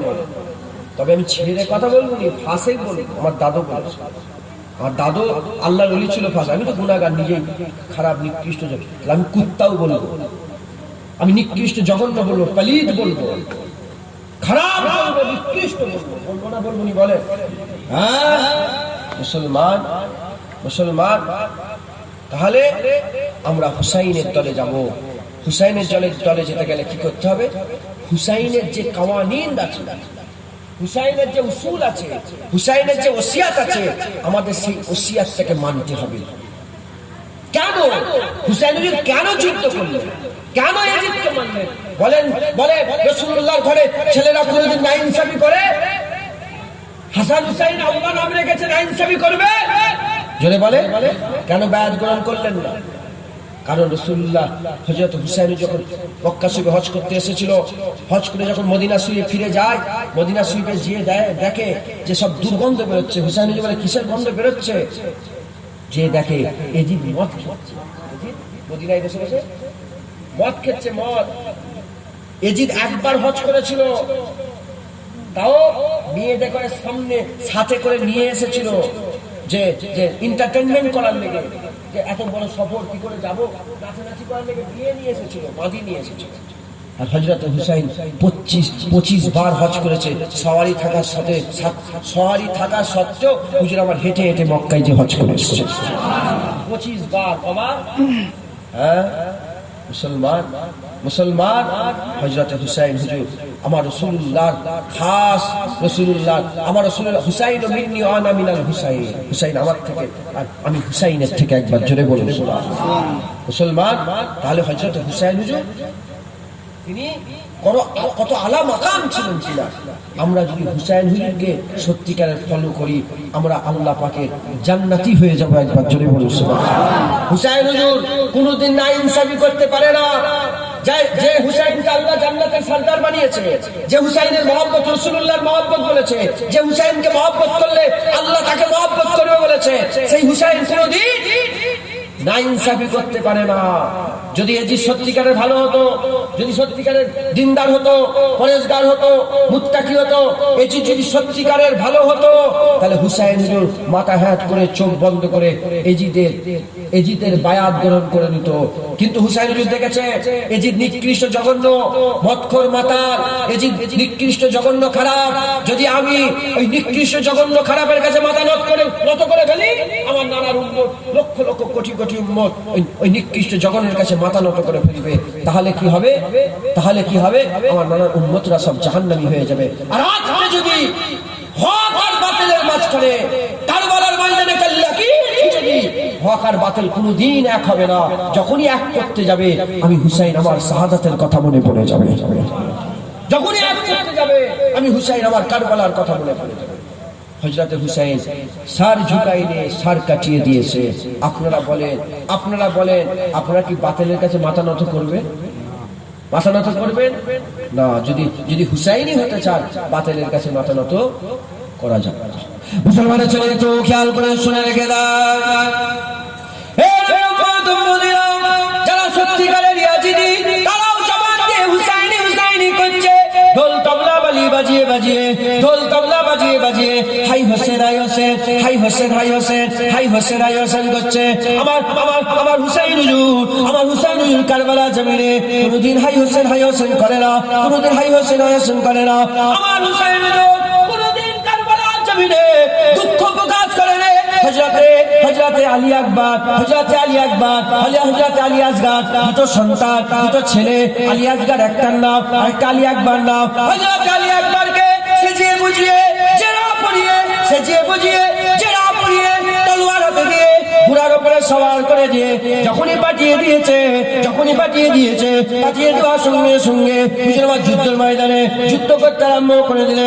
যুদ্ধ করতে করতে হুজুর শহীদ হয়ে গেলেন। আমার হুসাইন হুজুর নিজে হাতে করে নিজের ছেলে ইন্তেকাল হয়ে গেছে, হাতে করে নিয়ে এসে খেমার সামনে শুইয়ে দিয়ে আল্লাহকে বলে, আল্লাহ এই ছেলেটা আপনার নামে কুরবান করে দিলাম। হযরত আলী আসগর 6 মাসের বাচ্চা, হযরত আলী আসগর 6 মাসের বাচ্চা, ওই 6 মাসের বাচ্চা আর হযরত আলী আসগর 6 মাসের বাচ্চা বাসায় কান্না আরম্ভ করে দিয়েছে। 3 দিন হয়ে গেল, পানি বন্ধ হয়ে গেছে। 3 দিন হলো পানি বন্ধ হয়ে গেছে। 7ই মুহররম, 8ই মুহররম, 9ই মুহররম দিন গেছে, রাত বেলা গেছে, দিন এসেছে। মুসলমান ওই সময়তে 3 দিন পানি বন্ধ করেতে হযরত আলী আসগর কান্না থামাচ্ছে না। মা বলতে আরম্ভ করে দেয়, মা বলতে আরম্ভ করে দেয়। হযরতে সুকাইনা সাকিনা হুজুর বলে, আব্বা যেন একবার বাচ্চাটা আমার ছোট ভাইটাকে একটু পানির ব্যবস্থা করে দেয়। হযরতে রাসূল পাক সাল্লাল্লাহু আলাইহি ওয়াসাল্লামের ঘরে নওয়াজা হযরতে হুসাইন হুজুর নিজের বাচ্চাকে কোলে করে নিয়ে আস্তে আস্তে ফুরাত নদীর তরে ওই নদীর তীরে চলে গেছে। বলে এজিলি সৈন্যদের বলে, তোমার জ্বালা আমার সঙ্গে, তোমার সম্পর্ক, তোমার ঝগড়া আমার সাথে। এই বাচ্চাটা কি করেছে? এই বাচ্চাকে একটু পানি দিয়ে দাও, এক চুটকি ছোট এক ঢোক অন্তত পানি দাও, অল্প পানি দাও, অল্প পানি দাও। কে পানি চাইছে? আমার আল্লাহ যাকে, আমার আল্লাহ যাকে হাউজে কৌসারের মালিক করে দিয়েছে, হাউজে কৌসার যাকে দিয়ে দিয়েছে, সেই নওয়াসা, সেই নানার নওয়াসা হযরত হুসাইন বলে একটু পানি দাও। ওই সময়তে কোথা থেকে যেন একটা তীর চলে এলো, এমন তীর চলে এলো, তীরটা বড় তীর, একটা ছোট তীর আছে। যুদ্ধের লেগে ছোট তীর ব্যবহার হয়, আর জানোয়ারদের শিকার করার লেগে বড় তীর ব্যবহার করা হয়। ওই বড় তীর নিয়ে ছুড়ে দেওয়ার সঙ্গে সঙ্গে, ছুড়ে দেওয়ার সাথে সাথে হযরত আলী আজকাল হুজুরের গলার মধ্যে যে কেটে যায়, গলার মধ্যে ঝুলকে যাওয়ার সঙ্গে সঙ্গে খুন বেরোতে আরম্ভ হয়ে যায়, খুন বেরোতে আরম্ভ হয়ে যায়। যখনই খুনটা বেরিয়ে যায়, হুসাইন হুজুর ওই রক্তমাখা নিজের ছেলেকে আসমানের দিকে তুলে বলে, আল্লাহ আপনার মহব্বতে আলী আজগারকেও আপনার নামে কুরবান করে দিলাম। আলী আজগার কুরবান, আলী আকবর কুরবান, কাসেম কুরবান, আব্বাস কুরবান, সাহাবা হুজুরদের কুরবান, সব কুরবান হয়ে যাচ্ছে। হুসাইন হুজুর উফ আওয়াজ করে নেই। কিসের হাই হাই করছো তোমরা? কিসের হাই হাই করছো? আমার হুসাইন মরা নয়, আমার হুসাইন জিন্দা। ওয়া তাকুলু লিমান ইয়াকতুলু ফি সাবিলিল্লাহি আমওয়াত। যারা নাকি আল্লাহর রাস্তায় শহীদ হয়ে মরে গেছে, বান্দা তোমরা তাদের করে মরা মনে করনি, তারা জিন্দা। একবার জোরে বল। হ্যাঁ, হুসাইন মুর্দা, আল্লাহর রাস্তায় শহীদ হয়ে মুর্দা হয়ে যায়, মরে যায় না, জিন্দা। হুসাইন কি বলেন? হুসাইন হুজুর কি বলেন? জিন্দা। হুসাইন হুজুরকে আমার আল্লাহ জিন্দা করে রেখেছে। খবরদার এজিদি হয়ে আর হাই হাই করে হুসাইন হুসাইন করছো, ঢোল বাজাচ্ছ। হুসাইন হুজুর তো এই গান বাজনার বিরুদ্ধেতেই শহীদ হয়েছে। হ্যাঁ, নাচ গানের বিরুদ্ধে তো শহীদ হয়েছে, মদের বিরুদ্ধে তো শহীদ হয়েছে, বেনামাজির বিরুদ্ধে তো শহীদ হয়েছে। হ্যাঁ, তোমরা বেনামাজি হয়ে, বেরোজগার হয়ে, মদ খেয়ে আর হাই হোসেন করলে পার হয়ে যাবে। হ্যাঁ, হুসাইনও তোমার হবে না, হুসাইনের নানাও তোমার হবে না, হুসাইনের নানার মালিকও তোমার হবে না। মুসলমান যে সত্যিকারের হুসাইনি হতে চান, হুসাইন হুজুরের কাওয়ানিনকে ফলো করতে হবে। হুসাইন হুজুরের কাওয়ানিনকে আমাদের করে মেনে চলতে হবে। হুজুরের যে উসুল ওসিয়াত, কেন হুজুর শহীদ, কেন, এই কেনতে অনেক উত্তর আছে। প্রশ্ন করে কেন হুজুর শহীদ হবে? রাজা হওয়ার লেগে, বাদশা হওয়ার? না, হক আর বাতিল। একটা লোক ফাসেক ফাজের, একটা লোক খারাপ, আমি কি করে তার হাতে বায়াত গ্রহণ করব? আমি দেখছি লোকটা চোর, গুন্ডা, মাস্টার, আরামাতে সবাই মিলে যে জোর বল, ওকে মানতে হবে, ওকে ফলো করতে হবে। আমি জান দিয়ে দেবো, ওকে ফলো করবো। কে? বেনামাজি, বেরোজগার, দাঁড়িয়ে আছে, বেনামাজি, ফাসেক ফাজের। মুসলমানের ছেলে একটু খেয়াল করে শুনে রেখে দেন,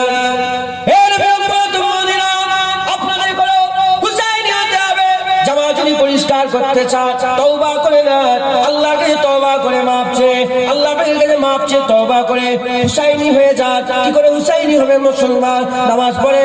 হুসাইন হুজুর নামাজ পড়েছিল।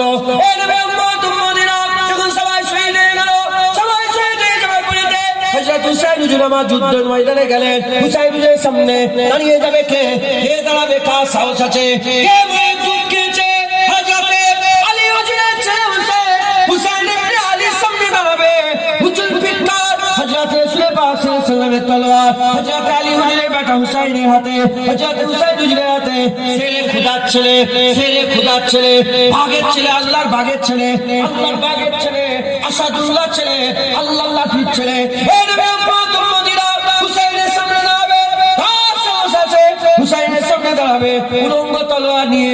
হযরত হুসাইন হুজুর আর যুদ্ধের ময়দানে ঝাঁপিয়ে পড়লেন। হুজুর আমার যুদ্ধের ময়দানে ঝাঁপিয়ে পড়লেন। যেমন পুকুর পাড়ে সব কচু গাছ হয়, যেমন পুকুর পাড়ে কচু গাছ হয়, বড় তলোয়ার, গরু জবাই করার ছুরি নিয়ে যদি ওই কচু গাছগুলোকে মারা হয়, কচু গাছগুলোকে মারার সঙ্গে সঙ্গে যেমন কেটে কেটে পড়ে যাবে, ওই রকম তারা হুসাইন হুজুর তলোয়ার চালাচ্ছিল, কারো হাত কেটে যাচ্ছিল, কারো গর্দান কেটে যাচ্ছিল, কারো ধর থেকে শরীর আলাদা হয়ে যাচ্ছিল।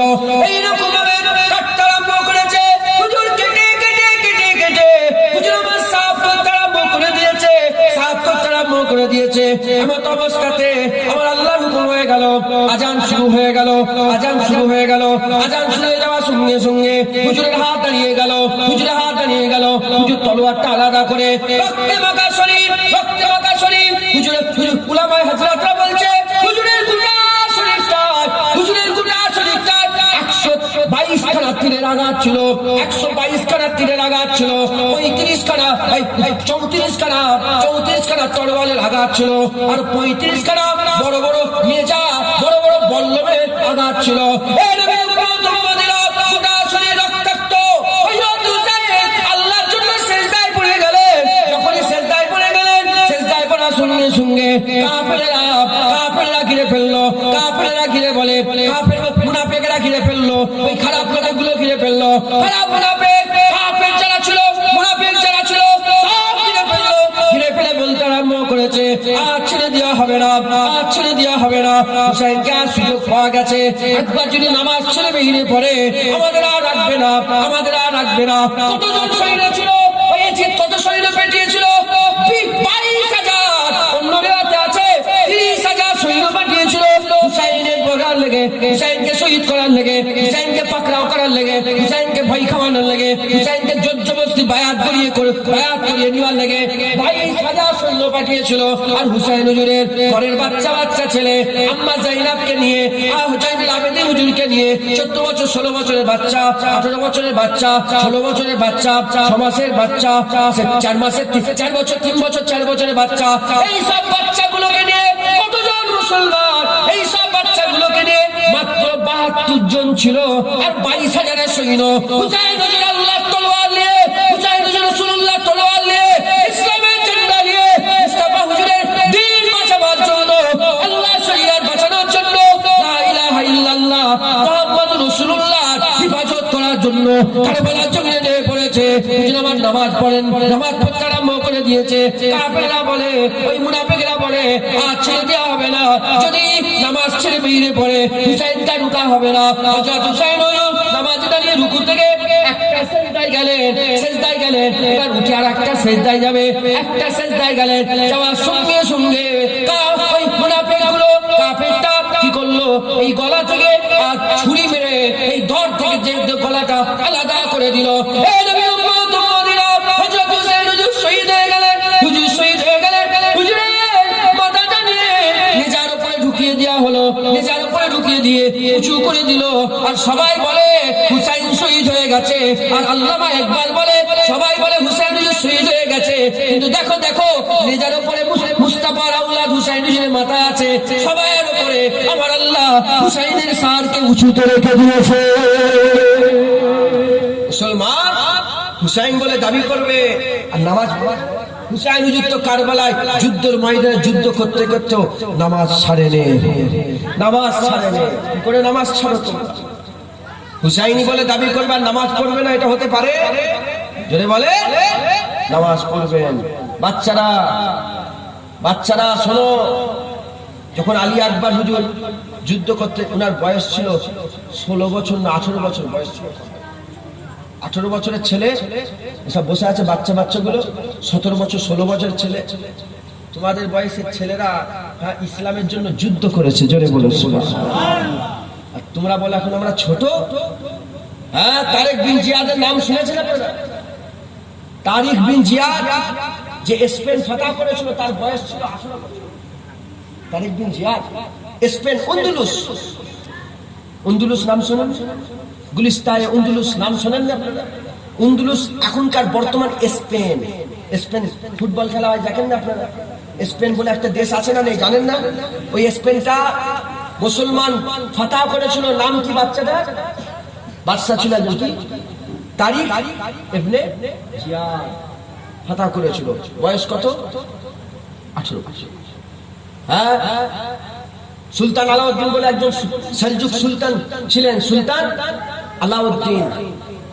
তার তার আব্বা তাকে যখন সে 14 বছর না 16 বছর বয়স ছিল, তাকে গোটা সালজুক সালতানাতের পুরা দায়িত্ব তার কাঁধে দিয়ে দিয়েছিল, মানে মানে সেনাপতি করে দিয়েছিল। জোরে বলুন সুবহানাল্লাহ।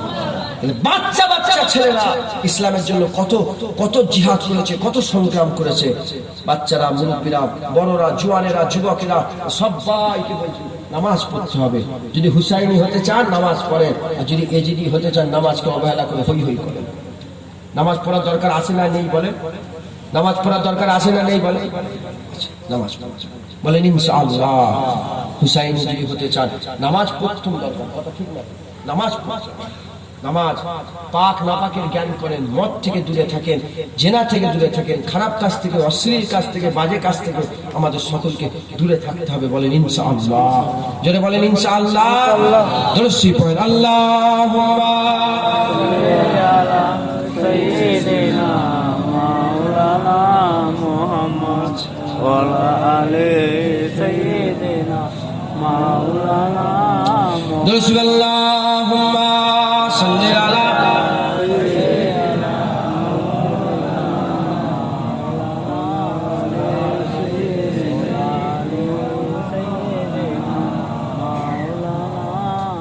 सरकार।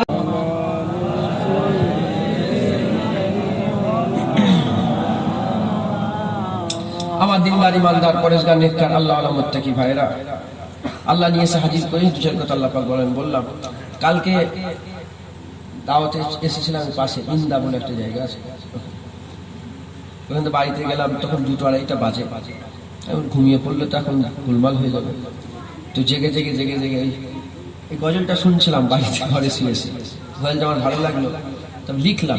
সে লিখাটা আমার লিয়ে আসতে ভুলে গেছে। আর আমি বলছিলাম যে আল্লাহ ইনশাআল্লাহ আজকে বলবো, নিয়ত করেছিলাম, নিয়ত থাকে না আমি বলবো। তো আমার একটা ছোট বোন আছে, আমি বলে ওকে ফোন করলাম, ওই হোয়াটসঅ্যাপে পাঠাতে পারি, মোবাইলে এসছে, তো আমি এইটা আপনাদের সামনে বললাম। সব আমি আল্লাহকে খুশি করার লেগে বললাম, আপনাদের খুশি করার লেগে বলিনি। আপনাদের খুশি করার লেগে যে আমি ওয়াজ করি, আল্লাহ যেন আমার মত, হ্যাঁ আপনাদের খুশির লেগে চিল্লাইনি, আল্লাহকে খুশি করার লেগে, আল্লাহর জন্য আমি বললাম। আল্লাহ আমার মনের খবর সব জানেন।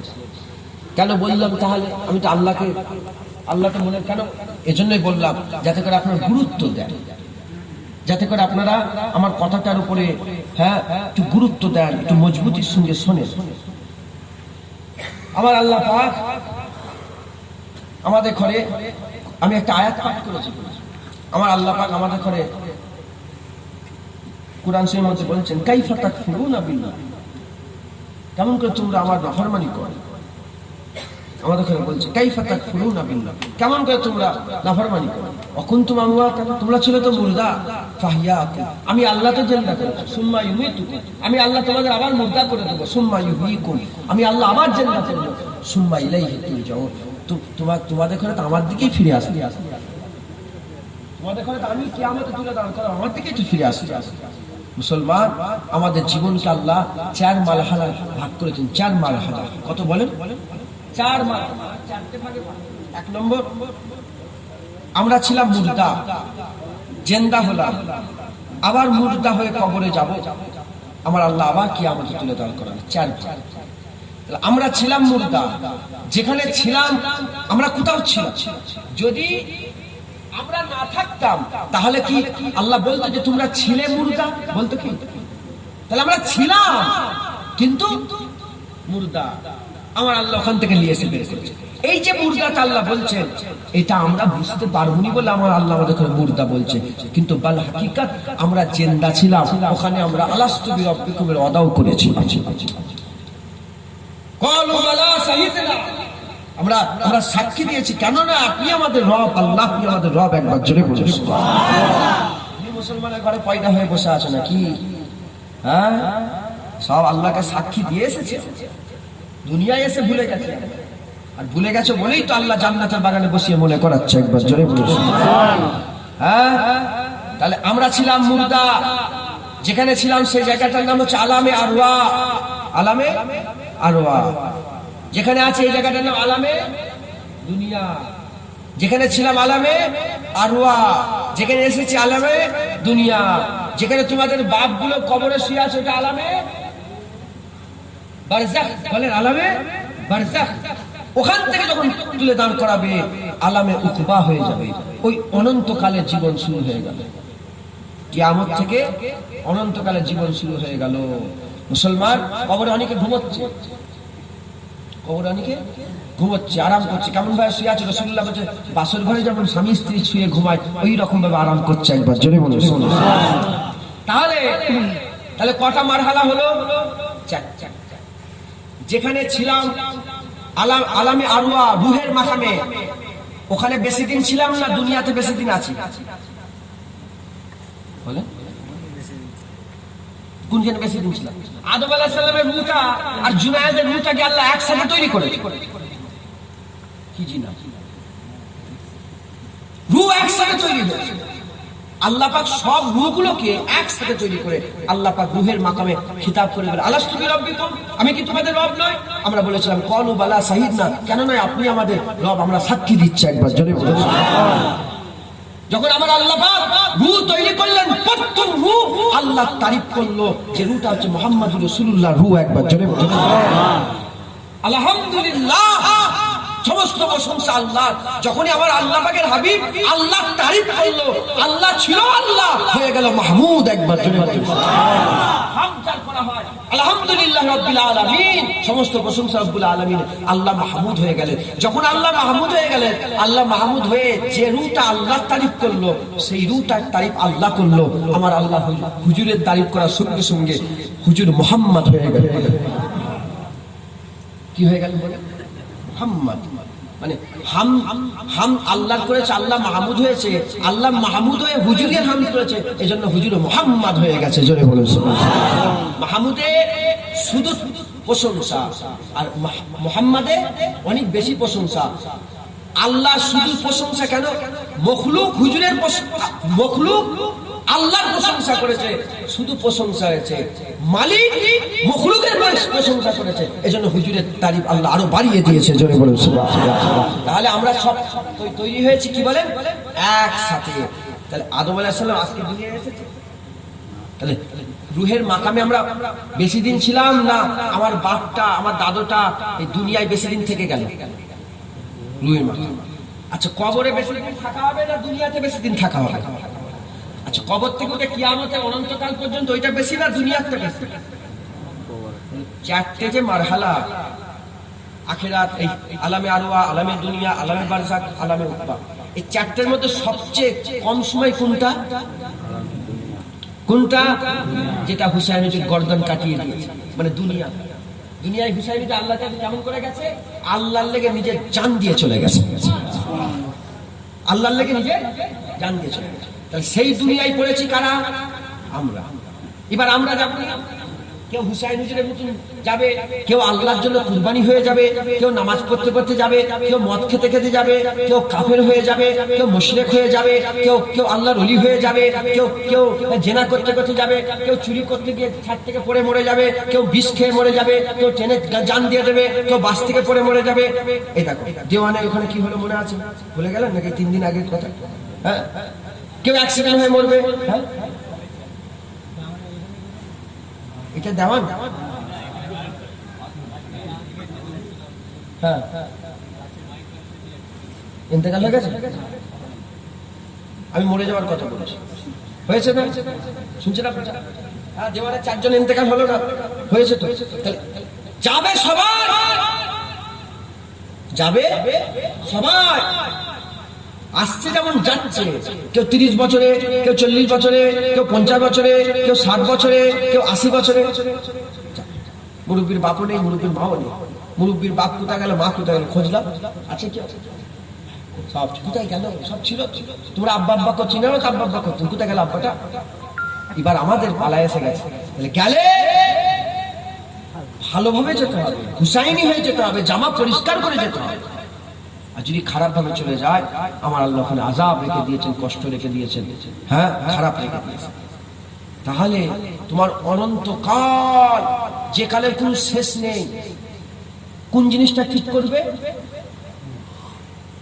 60 বছর, 50 বছর, 30 বছরের দুনিয়া, এই দুনিয়াটা কেটিয়ে দিয়ে চলে এলো তো 40 বছর, কেটিয়ে দিয়ে চলে এলেন তো 50 বছর 60 বছর, তাহলে কাটিয়ে দিয়েছি আমরা, আর বাকি আছে অল্প, আর বাকি আছে আপনার বয়স কত বলেন? 60 বছর। তা 60 বছর ইনি কি আর 60 বছর বাঁচবে? তোমাদের কি মনে হচ্ছে? হুজুরি তো 63 বছরে গেছে, আমার রাসূলুল্লাহ তো 63 বছর চলে গেছে। আমাদের আকা আমাদের মাওলা যদি 63 বছরে যায়, আমাদের রাসূলুল্লাহ যদি 63 বছরে যায়, তাহলে আমরা কত আর হায়াত পাবো? বুঝতে পারছেন? আমরা কম হায়াত পাই। আমাদের হুজুরি 63 বছরে গেছে, আমি কত বছর পাবো? আমরা 70 বছর মানে বিশাল ব্যাপার। তাহলে 60 বছর হয়ে গেল, আর 3 বছর পার হলেই রাসূলুল্লাহর বয়স পার হয়ে যাবে। শুনছেন? মানে হুজুরের দুনিয়াবি বয়সের কথা বলছি, বুঝার ব্যাপার আছে। তাহলে আমাদের দুনিয়ায় বেশি থাকা নেই। 60 বছর হায়াত, তার মধ্যে কাটিয়ে দিলাম 50 বছর, 40 বছর, 30 বছর কাটিয়ে, তাহলে অল্প সময় আছে। এই অল্প সময়টাই যদি আপনারা নামাজ, রোজা, হজ, যাকাত, তাসবিহ, তেলাওয়াত, দান, খায়রাত করে আল্লাহকে রাজি করে দিতে পারেন, আল্লাহকে খুশি করে দিতে পারেন, আমার আল্লাহ আপনাদের দরজাকে বুলন্দ করে দেবে। জোরে বলুন সুবহানাল্লাহ। মুসলমানের ছেলে তুমি খেয়াল করে শুনে রেখে দাও,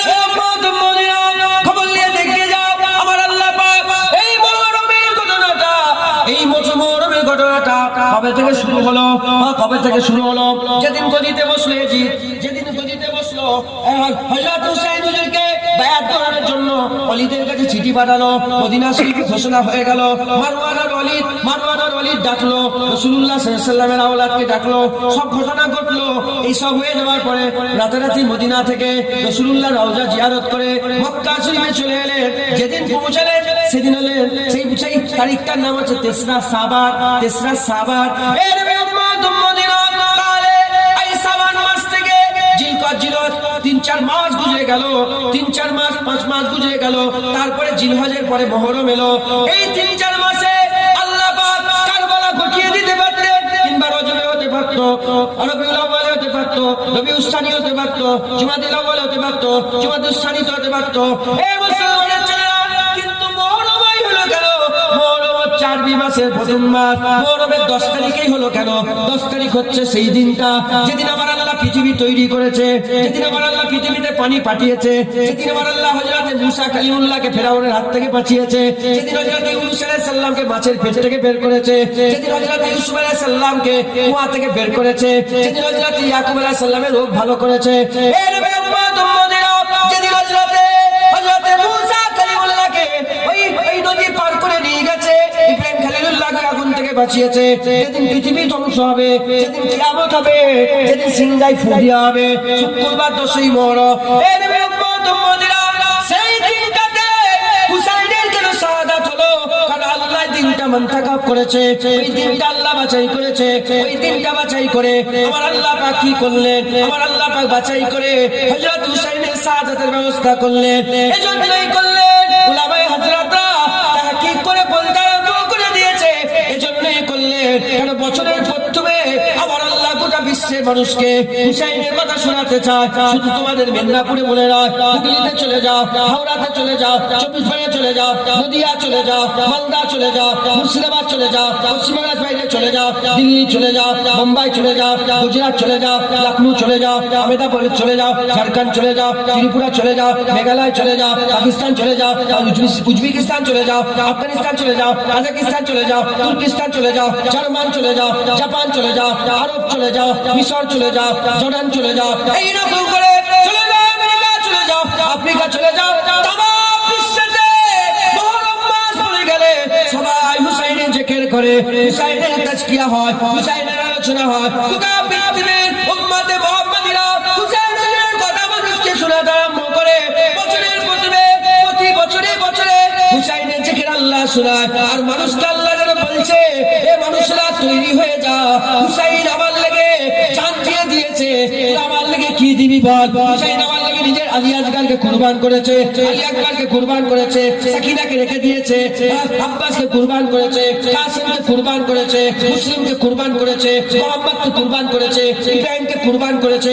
আমার সব বাচ্চাগুলোকে আর আল্লাহ বলে হুসাইন রাসূলুল্লাহর সন্তানগুলোকে, আম্মা জানগুলোকে সব কুরবান করে দিয়েছে।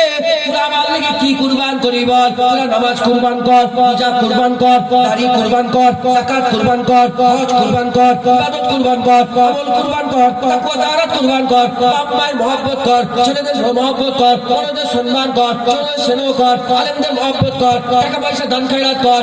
এ নবীর উম্মত উম্মতিরা কি হবে যেমন হুসাইন যখন কুরবান করে আল্লাহকে রাজি করে দিয়েছে, তোরাও যদি ছোট ছোট জিনিস কুরবান করে এমনকি দরকার হলে বড় নিজের জানটাও আল্লাহর লেগে কুরবান করে দিতে পারি, আমি আল্লাহ কিয়ামতে হুসাইন আর জান্নাতে হুসাইনের পাশে নিচে জায়গা করে দেব। পারবে না বলে? হ্যাঁ, শুধু মুসলমান বলে দাবি করছো, হুসাইনি করছো, হুসাইনি জান দিয়েছে, তোমরা কি দেবে? হ্যাঁ, কুরবানি আল্লাহর লেগে কুরবানি হওয়ার যদি খেয়াল দিলের মধ্যে না থাকে মুনাফিক। কি বলে? যারা আল্লাহর লেগে জান দিতে লজ্জা বোধ করে, ভয় খায়, তারা কি বলে? মুনাফিক। তোমরা কি মুনাফিক? জান দিতে পারবে না আল্লাহর লেগে? বলেন, জান দিতে পারবে না? হ্যাঁ, যদি জান না দাও কি হবে? যদি শাহাদাত শহীদের মওতকে যদি কেউ ভয় করে, সে কি মুনাফিক। আপনারা শহীদের মওতকে ভয় করে? শহীদে কি হয়? জান কার নামে দিতে হয়? আল্লাহর লেগে কি দিতে হয়? গরুর জান, ছাগলের জান, কার জান, মায়ের জান, বাপের জান, না নিজের জান কুরবান করতে পারবেন আপনারা? কথা বললেন, অদা করলেন, যদি মনের মধ্যে সন্তোষ থাকে, তোমরা কি হবে? মুনাফিক মুসলমান হবে। দিতে পারবে তো? হ্যাঁ, আল্লাহ পাক বলছে যে আমার লেগে জান দিয়ে দাও, তোমরা বললে আল্লাহর লেগে কি দিয়ে দেবে বলো? হ্যাঁ, আমি বললাম জান পরে দেবে, আগে দাঁড়িয়ে আল্লাহর লেগে দাঁড়িয়ে দাও, আল্লাহর লেগে নামাজ দাও, আল্লাহর লেগে যাকাত দাও, আল্লাহর লেগে তাসবিহ দাও, তেলাওয়াত দাও, দান খয়রাত দাও, আল্লাহর লেগে বাপ মায়ের খেদমত দাও, আল্লাহর লেগে পরের জায়গাটা ফেরত দাও, আল্লাহর লেগে জমি কাটা বন্ধ করো, আল্লাহর লেগে সুদের কারবার বন্ধ করো, আল্লাহর লেগে মালে কম দেওয়া বন্ধ করো, আল্লাহর লেগে চুরি চামারি বন্ধ করো, আল্লাহর লেগে জোট চুরি বন্ধ করো, আল্লাহর লেগে পরের জায়গা জমিতে অত্যাচার জুলুম করা বন্ধ করো, আল্লাহর লেগে মুসলিমের উপর অত্যাচার জুলুম বন্ধ করো।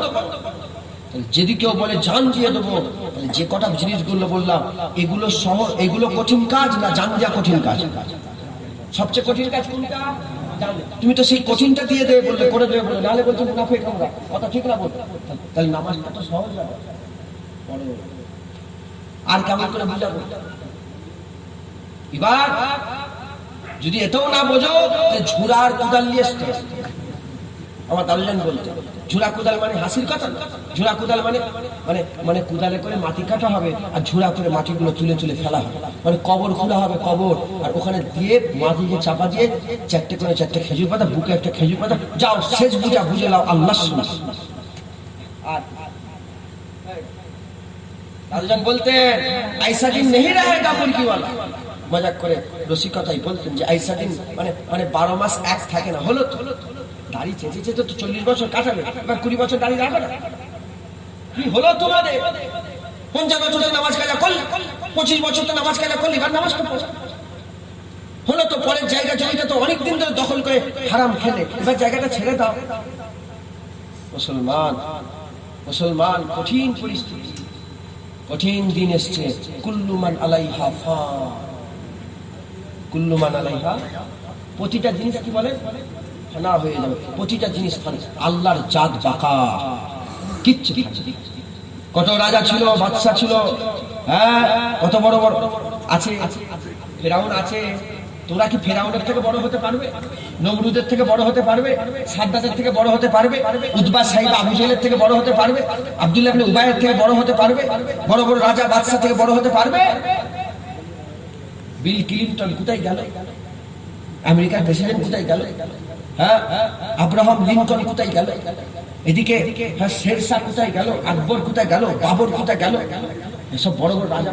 হ্যাঁ, তারপরে আলেকজান্ডার ফিলিপস কোথায় গেল? সারা পৃথিবীর বাদশা ছিল আলেকজান্ডার, কোথায় গেল? হ্যাঁ, নাম নিশানা নেই, সব কোথায়? অত বড় বাদশার নাম নিশানা আল্লাহ ধূলিসাৎ করে দিয়েছে। একমাত্র বাদশা কে? পৃথিবীর বাদশা কে? জমিন আসমানের মালিক কে? শাহেনশাহ কে? রাজত্ব কার হাতে? আল্লাহু লা ইলাহা ইল্লা হুয়াল হাইয়ুল কাইয়্যুম লা তাখুযুহু সিনাতুন ওয়ালা নাওম। লাহু মা ফিস সামাওয়াতি ওয়া মা ফিল আরদ মান যাল্লাযী ইয়াশফাউ ইনদাহু ইল্লা বিইজনিহি ইয়ালামু মা বাইনা আইদিহিম ওয়া মা খালফাহুম ওয়া লা ইউহিতুনা বিশাইইন মিন ইলমিহি ইল্লা বিমা শাআ ওয়া শি'a কুরসিয়ুস সামাওয়াতি ওয়াল আরদ। জমিন আসমানে সামাওয়াতি ওয়াল আরদ, সামা আল্লাহর আরদ আল্লাহর একবার জোরে জোরে মালিক আল্লাহ। কে বলে? আল্লাহ। আল্লাহ। বাবা বাবা চাঁদের মালিকটার সঙ্গে হাত করে লাও, সূর্যের মালিকের সঙ্গে হাত করে লাও। হযরতে আলী হুজুরের মাকাম আল্লাহ এমন দিয়েছিলেন, হযরতে আলী হুজুরকে ঠান্ডাও লাগতো না, গরমও লাগতো না। যেমন ইব্রাহিম বিন আদহাম হুজুরের ঘটনা শোনেন না?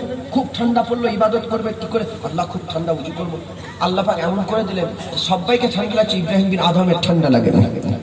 তুমি যদি ঠান্ডার মালিককে হাত করে নিতে পারো, তোমার ঠান্ডা ক্ষতি করতে পারবে না। তুমি যদি গরমের মালিককে হাত করতে পারো, গরমের ক্ষতি। তুমি যদি আগুনের মালিককে হাত করে নিতে পারো, তোমার আগুন কিছু করতে। তুমি যদি জান্নাতের মালিককে হাত করে ফেলো, তোমার জান্নাত আল্লাহ নসিব। তুমি যদি টাকার মালিককে হাত করে ফেলো, তোমার টাকা পয়সার অভাব। তুমি যদি ইজ্জতের মালিককে হাত করে ফেলো, সবের মালিককে একমাত্র বলে, জোরে বলেন কে?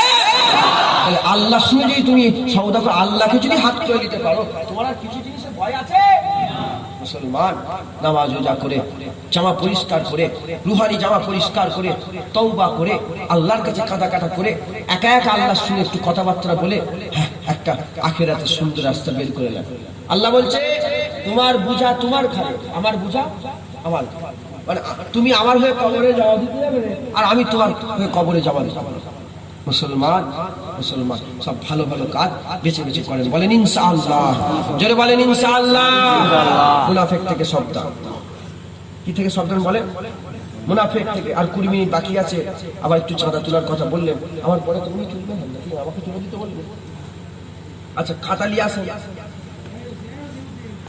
কি নাম? নিজামুদ্দিন। নিজামুদ্দিনকে ডেকে দাও, চাঁদা তোলা ডেকে দাও।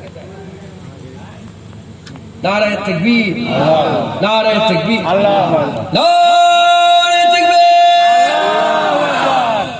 দাঁড়ান তো, সবাই চুপ করেন তো।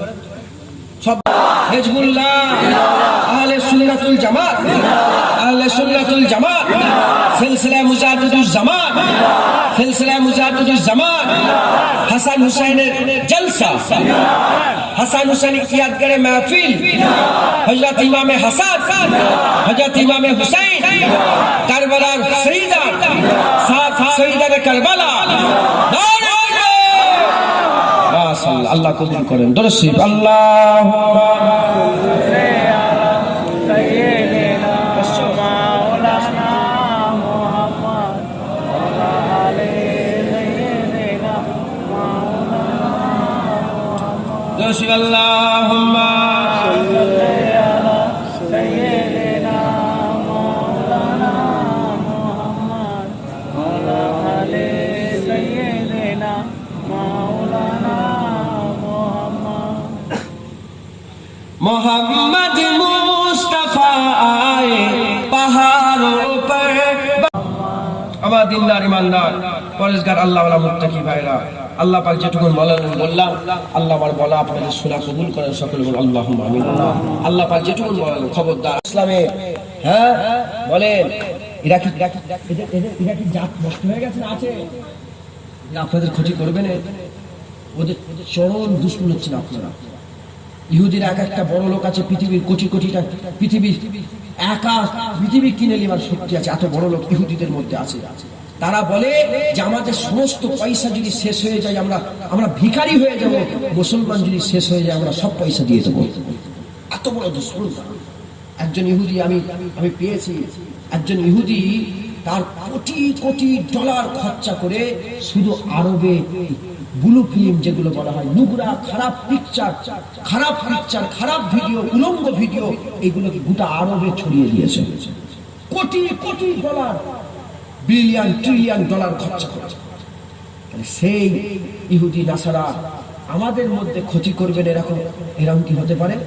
ক্ষতি করবে না, করবে না বলেন? করবে। কাঁধে কাঁধে করবে। তাদের আল্লাহ রাসূল বলছে কাফের তোমার ক্ষতি করতে পারবে না, ইহুদি তোমার ক্ষতি করতে, নাসারা ক্ষতি কে ক্ষতি করবে? মুসলমানের ক্ষতি করবে। ওরা মুসলমানকে কিনবে, মুসলমানকে দিয়ে ক্ষতি করাবে। তাহলে সব দাড়িওয়ালা মানেই কি আমাদের বন্ধু? সব টুপিওয়ালা মানেই কি বন্ধু? সব মাওলানা মানে কি বন্ধু? মোবাইলে ভিডিও দেখছো, মোবাইলে ভিডিও দেখছো, ইউটিউবে ভিডিও দেখছো, এই তোমার বন্ধু? তোমার বন্ধু না, তোমার দুশমন। তাহলে আমরা তো মুনাফিক চিনি না, কে মুনাফিক কে মুনাফিক নয়। তবে আমরা জেন্দা লোকের উপরে বেশি ভরসা রাখবো না মুর্দা লোকের উপরে? কার উপরে বিশ্বাস রাখা যায়? জেন্দার উপরে বিশ্বাস রাখা যায়? তুমি আমার উপর বিশ্বাস করলে তোমার মুখ দিয়ে বলতে পারবে যে আমি মানলেই মরবো? হ্যাঁ, আমি দাড়ি রেখে দিয়ে মরবো, দাড়ি চাষা হয়ে মরবো, তুমি বলতে পারবে? আমি তো ফাঁসা হয়ে মরতে পারি, দাড়ি ছেড়ে বেনামাজি হয়ে তো মরে যেতে পারি। তাহলে জেন্দা লোকের উপর কি বিশ্বাস করা যায়? হযরত ইমামে আজমকে জিজ্ঞাসা করা হলো, তোমার দাড়ির দাম বেশি না ছাগলের দাড়ির দাম বেশি? ইমামে আজম বলে, আমি জানি, আমি তো জেন্দা এখন। ইন্তেকাল হওয়ার পরে জিজ্ঞাসা করলো, বলে গেলেন না, বলে আমার ইমানের সাথে মওত হয়েছে, তোমার ছাগলের দাড়ির থেকে আমার দাড়ির ইজ্জত আল্লাহ বড় করে দিয়েছে। ইমামে আজমের ওখানে ইমান আছে না নেই? ইমান আছে না নেই? হযরত খাজা মাইনুদ্দিন চিশতির ওখানে ইমান আছে না নেই? বড় বিশ্বাসের ওখানে ইমান আছে না নেই? বাবা ফরিদ সাকারকে যখন ইমান আছে না নেই? হযরতে হাজী ইমদাদুল্লাহ মুহাজির মাক্কির ওখানে ইমান আছে না নেই? হুজাইল বিন আইয়াজের ওখানে ইমান আছে না নেই? হাবিব আজমের ওখানে ইমান আছে না নেই? আপনাদের এখানে শুয়ে আছে আব্দুল মাহবুব সাহেব মেদিনীপুরি রহমাতুল্লাহ, ওখানে ইমান আছে না নেই? হযরতে দাইয়ান হুজুরের ওখানে ইমান আছে না নেই? হযরতে ফুরফুরা আবু বকর সিদ্দিক ওখানে ইমান আছে না নেই? বলে ইমান আছে না নেই? আমরা যদি দাদা হুজুরকে ধরে নিই, খুব ভালো করে বলি, খাজা হুজুরকে যদি ধরে নিই, তিনাদের রাস্তার উপরে যদি চলি, তিনাদের উসুলের উপরে, তিনাদের কাওয়ানিনদের উপরে যদি চলি, তাহলে আমরা কি ভটকে যাব? কি মনে হয়, ভটকে যাবে না? বায়াত করতে হবে। কি করতে হবে বলো? বায়াত। যেমন কিছু লোক এজিদের বায়াত গ্রহণ করেছিল, আর কিছু লোক হুসাইনের বায়াত গ্রহণ করেছিল। যারা এজিদের বায়াত গ্রহণ করেছিল তারা এজিদকে সাপোর্ট করেছিল, আর যারা হুসাইনের বায়াত গ্রহণ করেছিল তারা রাসূলুল্লাহকে সাপোর্ট করেছিল। জোরে বলুন। তাহলে অনেকে না জানাই বায়াত গ্রহণ করেছিল, সেটা আলাদা ব্যাপার। অনেকে না জানাই বায়াত গ্রহণ করেছিল, যারা জেনে শুনে এজিদ কি খারাপ জেনে শুনে বায়াত গ্রহণ করেছিল, তারা ভুল করেছে। কথা ঠিক না ভুল বলেন? তাহলে আপনারা যদি সবাই যদি মুজাদ্দেদ জামানকে জানেন, আপনারা যদি জেনে শুনে মুজাদ্দেদ জামানের বায়াত গ্রহণ করেন, এটা কি কোনো অসুবিধা আছে? বলেন কি অসুবিধা আছে আপনাদের? না। জুনায়েদ খারাপ, জুনায়েদের বাপ খারাপ, জুনায়েদের দাদু খারাপ, বাদ দিয়ে দাও। আমরা জুনায়েদের সিলসিলা করিনি, ইউসুফ সিদ্দিকীর সিলসিলা করিনি, ওইদিকে অমুক হুজুরের সিলসিলা না, আমরা ছোট হুজুরের সিলসিলা করিনি, বড় হুজুর। আমরা আব্দুল মাহবুব সাহেবের পীর, বসিরহাট আল্লামা রুহুল আমিন সাহেবের পীর, হযরত নেসাউদ্দিন সাহেবের পীর, হযরত দাইয়ান হুজুরের পীর, হযরত সুফি আব্দুল মোমেন সাহেবের, সুফি সদরুদ্দিন সাহেবের পীর, নেসাউদ্দিন সাহেবের পীর, হযরত কেম ফজলুল হক সাহেবের পীর, ডক্টর শহীদুল্লাহ সাহেব 14টা ভাষা 18টা ভাষা এমএ করেছিলেন, তিনার পীর আবু বকর সিদ্দিক হুজুরের সিলসিলা করি। কথা ঠিক না ভুল? কথা ঠিক না ভুল বলেন? আমরা যদি সবাই মুজাদ্দেদ জামানের বায়াত গ্রহণ করি, বলেন আমরা ভুল করব না ঠিক করব? মুজাদ্দেদ জামান দাঁড়ানোর ওয়াজ করতে করতে বলতেন, মরতে যদি হয় আল্লাহর ওলি হয়ে মরো, আল্লাহর ওলি হয়ে যদি মরতে পারো, হ্যাঁ আল্লাহ না করেন তোমরা গুনাহগার খারাপ হয়ে মরে যাও, ঈমানহারা কাফের হয়ে মরে যাবে। মুনাফিকদের পাল্লায় হলে ঈমান থাকবে? হ্যাঁ, মুনাফিকরা তো আমাদের ঈমান নষ্ট করতে চাইছে। কথা ঠিক না ভুল? তাহলে বলেন আমরা যদি সবাই মিলে আমার মুজাদ্দেদ জামানের বায়াত গ্রহণ করি, তাহলে আমাদের কি অসুবিধা হবে? বায়াত জুনায়েদ গ্রহণ করেছে, প্রথম বায়াত আমার আল্লাহ হুকুম দিয়েছিলেন, বায়াতে রেজওয়ান কোরআনে আছে। কি বলেন? বায়াতে রেজওয়ান কোরআনে আছে। 2500 সাহাবা, হযরত আলী হুজুর ছিলেন, হযরত উসমান গনি ছিলেন, হযরত ওমর ফারুক ছিলেন, হযরত আবু বকর সিদ্দিক ছিলেন, এই সবাই মিলে 2500 সাহাবা রাসূলুল্লাহর দিকে হাত বেড়েছিল, আর 2500 সাহাবার হাতের উপরে রাসূলুল্লাহর হাত পড়েছিল। যখন রাসূলুল্লাহর হাত পড়ে যায়, রাসূলের হাত পড়ার সঙ্গে সঙ্গে আমার আল্লাহ আয়াত নাযিল করে বলে, এ আমার হাবিব বলে দাও তারা রাসূলুল্লাহর হাত ধরে নেই, তারা আল্লাহর হাত ধরে বায়াত গ্রহণ করেছে। কোরআনে নেই, আমার ঘরের কথা বলছেন, আল্লাহর কোরআন বলেছে। যারা হাত ধরেছিল, কার হাত ধরেছিল বলে? আমার আল্লাহর হাত ধরেছিল, রাসূলুল্লাহর হাত নয়। তাহলে বায়াত গ্রহণ করা যায় না? যায় না? বায়াতে সালাসা, বায়াতে সানি, বায়াতে আউয়াল, এই সব হয়েছে। তাহলে এইভাবে বায়াত গ্রহণ হয়েছে। আপনারা সকলে আমার মুজাদ্দেদ জামানের বায়াত গ্রহণ করবেন বলেন? ইমাম মুসলিম যখন কুফাতে গেলেন 40,000 লোক বায়াত গ্রহণ করলো, যখন নামাজ শুরু করলেন 40,000 লোক পেছন খুলে সালাম ফিরলেন, 40,000 40 জন যখন শুরু করলেন 40,000, পেছন নামাজ শেষ করলেন 40 জন নেই। বলে এই রমজানের বায়াত নয় তো? মুজাদ্দেদ জামানকে ধরে সেই বায়াতে করতে পারবেন? জনগণ মরতে পারবেন সকলে আমার সাথে সাথে মুজাদ্দিদ জামানের সিলসিলা বায়াত গ্রহণ করে সকলে আমি নিজেকে ফুরফুরা শরীফে পীর মুজাদ্দিদুজ্জামান কুতুবুল আলম আমির শরিয়ত হযরত আবু বকর সিদ্দিকী আল কুরাইশি রাহমাতুল্লাহ আলাইহি সিলসিলার মুরিদনি বলে নিজেকে স্বীকার করে নিলাম। মুজাদ্দিদুজ্জামান দাদা পীরের সিলসিলার বায়াত গ্রহণ করে নিলাম। বলেন ইনশাআল্লাহ। মনে রেখে দেবেন, মুনাফিক দাড়ি চাচা বেনামাজি নয়। মুনাফিক মাথায় টুপি দিয়ে নামাজ পড়ে, লোক দেখানো নামাজ পড়ে দাড়ি রেখে ফতোয়া দিয়ে বেড়াচ্ছে। কোথা মোবাইলে কি ফতোয়া দিচ্ছে? মনে দেখো, জিজ্ঞাসা করো না কি ফতোয়া দিচ্ছে। বলে আল্লাহর দরবারে হাত তোলা যাবে না। বলছে না, বলেন বলেন, হাত তোলা বন্ধ করে দিচ্ছে মুসলমান। এখনো যদি না চাও, এখনো যদি সজাগ না হও, তোমার ঈমানকে বের করে টেনে নর্দমায় ফেলে দেবে। বুঝতে পেরেছো মুসলমান? জাহান্নামী করে দেবে তোমাদের। খবরদার, ওদের পারলে আমরা নামাজ পড়ে হাত তুলিনি, এরা হাত তোলা বন্ধ করে দিচ্ছে। তার মানে আল্লাহকে চাইবো, চাওয়াটাই বন্ধ করে দিচ্ছে। আর আল্লাহ কোরআনে বলছে তোমরা লুকিয়ে লুকিয়ে আমার কাছ থেকে চাও। একবার জোরে জোরে লুকিয়ে লুকিয়ে আমার কাছে দোয়া চাও। জোরে বলুন সুবহানাল্লাহ। সামনাসামনি একটা দোয়া হয়, আর লুকিয়ে লুকিয়ে একটা দোয়া, বলে গোপনে লুকিয়ে লুকিয়ে আমার কাছে দোয়া চাও, চলে যাও। হয় সূরা নিসাতে আছে, তাহলে সূরা ওয়াকিয়া মানে 3 পারা কি 4 পারাতে আছে এই কথাটা। কথা বুঝতে পেরেছে? লুকিয়ে লুকিয়ে দোয়া চাও, আল্লাহ বলছে। মুসলমান খবরদার, ওদের পাল্লাই পড়বেন না। মুজাদ্দিদ জামান দাদা পীরের সিলসিলা বায়াত গ্রহণ করলে আমার মুরিদ হলে, আমার বায়াত হলেন। তার ফুরফুরা পীর আবু বকর দাদা পীরের সিলসিলার বায়াত হয়ে গেলেন। ছেড়ে দেবেন না। মুজাদ্দিদ জামানকে মজবুত করে ধরেন। নামাজ, রোজা, হজ, যাকাত, যেমন আওকাত ছিলাম ভাবে কাজ করেন। বলে ইনশাআল্লাহ। মাশাআল্লাহ, জলসা শেষ হয়ে গেল।